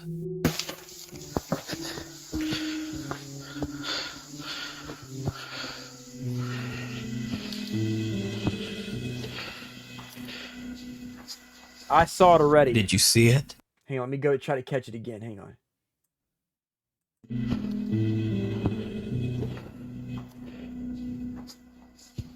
Did you see? So right here, guys, is what's supposed to be a figure. Now, with this here, it's still, again, catch you later. Okay. I can't say it's a person. I'm thinking there's an object creating a shadow that makes it look like a person, but it is not a person in my eyes. It could be a person, but whatever it is, it's not paranormal. It's not a ghost. See it? When the explorer pans his camera, a dark shadow can be seen standing in the basement with him. The figure doesn't reflect any light. Of course, it's not going to reflect light. Ghosts aren't supposed to reflect fucking light. Light's supposed to pass through it, and since it's not reflecting, and the light's not passing through it, it's not ethereal. It's corporeal, plain and simple. Fuck. Use your common sense. And appears to have no visible features. What makes the footage even stranger is that Urbex Hill had been exploring and looking around the basement for a while before. And he didn't notice anything. Every time we see a ghost that makes it credible is because they didn't notice it before. It takes, as long as they know that it's fake and that it's there, they're going to pretend that it's not there because if someone doesn't recognize it's there, then it wasn't. They didn't know it's a ghost because they didn't know it was there. It's called acting, motherfuckers. They were pretending that it's not there. They know it's there, so they can easily overlook it. Or the shadow figure. We didn't say common sense and these videos don't really work well. No, yeah, common sense and these videos don't ever go together. Appears, but the only footsteps you can hear are his own. But the story gets even a little bit weirder, because YouTube commenter Goya Flava believes that this same creepy dark figure can be seen even earlier in the video.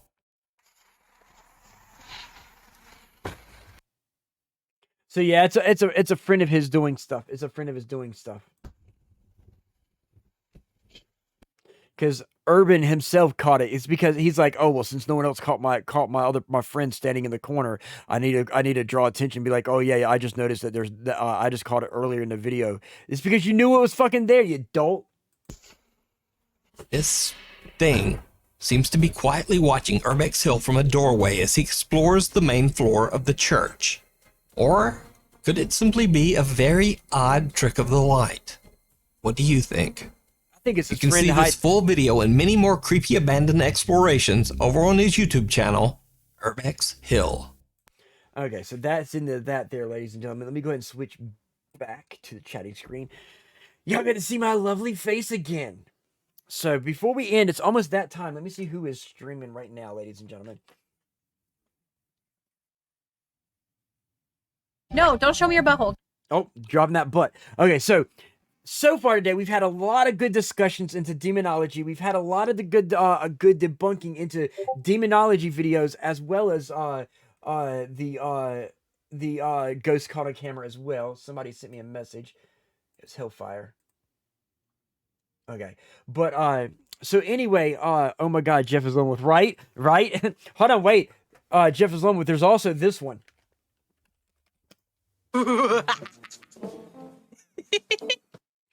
So anyway, ladies and gentlemen, anybody have any comments that they want to add about the videos that we've seen, or any questions about demonology, anything specific that they want as far as demonology, especially you, Demon, especially you, Hell Monkey, anybody that wants something during the discussion that we do on demons, anybody want to have questions or something that they want to focus on in one of the episodes, feel free to let me know right now so I can actually write this down and be able to set it up for future episodes, especially because I'm pretty sure this was really fun and educational. Thank you, Tabitha. I greatly appreciate your thought. I'm trying to tailor this and I'm trying to get a lot of what y'all want to know and pass that information to you on stuff that you don't know. Hopefully, Onyx Demon will be able to steps of possession. Okay, let me write that down in the book of knowledge. Steps of possession. Steps of possession. Steps of possession.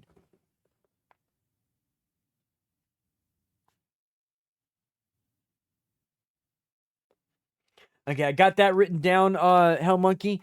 So anyway, I'm pretty sure sometime soon, Onyx Demon will want to join us on chat. Hell Monkey, at any time, if you want to join us on chat, you're in the Discord. You're more than welcome to jump in live to the Discord as well and join me with chats. Tabitha, if you ever want to join in a discussion, you're more than welcome. Again, anybody who joins me on my discussions live in chat, I will be interviewing about your own streams. You should do a history of the Ouija boards. Hell Monkey, Ouija boards are 50-50 for me. I'm not a big fan of Ouija boards, as you know. So having that Ouija board discussion is I will debate on that. It'll be I will debate. I'll think about it. If you do a witchcraft segment, let me know. I will, after we do demonology, I will do a witchcraft session, and I will bring you in. I will definitely do a witchcraft segment, Tabitha, for sure. For 100% sure, we will do one. I'm not saying use one. Well, I'm not saying use one either. That's why I said it'll be 50-50. You know, just like I have issues with Ouija boards. So my issues with Ouija boards are it's like I would be willing to do it, but it require research certain researches into things that I don't want to touch into. So I'll think about it. It's a 50-50 thing. I may do it, I may not. Right now I don't know. So yeah. 50-50. That said, ladies and gentlemen, let me check something out real quick. Okay, there we go. So it is that time. Please stay here. We are going to do a raid. Please stay with me. And remember, I'm all about sharing the love. Hashtag raid. Hashtag retroactive. If you're Stream Demons, hashtag Stream Demons or hashtag horns up. Thank you all for being here. Thank you for participating. I'll catch you again tomorrow night on the Critical Hit with me and Hellfire. We're gonna have a lot of stuff for you guys, and then I'll catch you again on Fallout Friday, where we eventually will go into Saturday for Retro Rants. Be here, please be here Saturday. This Saturday on Retro Rants is my birthday stream, ladies and gentlemen. So I'm gonna be doing a celebration. I will try to have some alcohol for you guys to get drunk for you on camera. So definitely be here on that episode. Saturday, January 23rd. Me turning 47, ladies and gentlemen. It'll be my 47th birthday. Help me celebrate. If you've got friends that I don't know or whatever, bring them on in. Let them celebrate with me as I rant and celebrate my birthday at the same time. Saturday, Retro Rants birthday extravaganza, ladies and gentlemen. But again, tomorrow night, Critical Hit, tech, game, and streamer news. For that, we're going to go ahead and do the raid. Thank you all for being here. I love each and every one of you. Let me get the raid started. But again, hashtag raid, hashtag retroactive. Catch you again tomorrow on Critical Hit. I love each and every one of you. You are the ones that make me give my dream of filmmaking and TV making a reality. So thank you very much for allowing me to entertain you and educate you. Good times from Blastbit. Yep, thank you for being here, Blast. Glad you were able to make it. Love each and every one of you. Let's do this raid.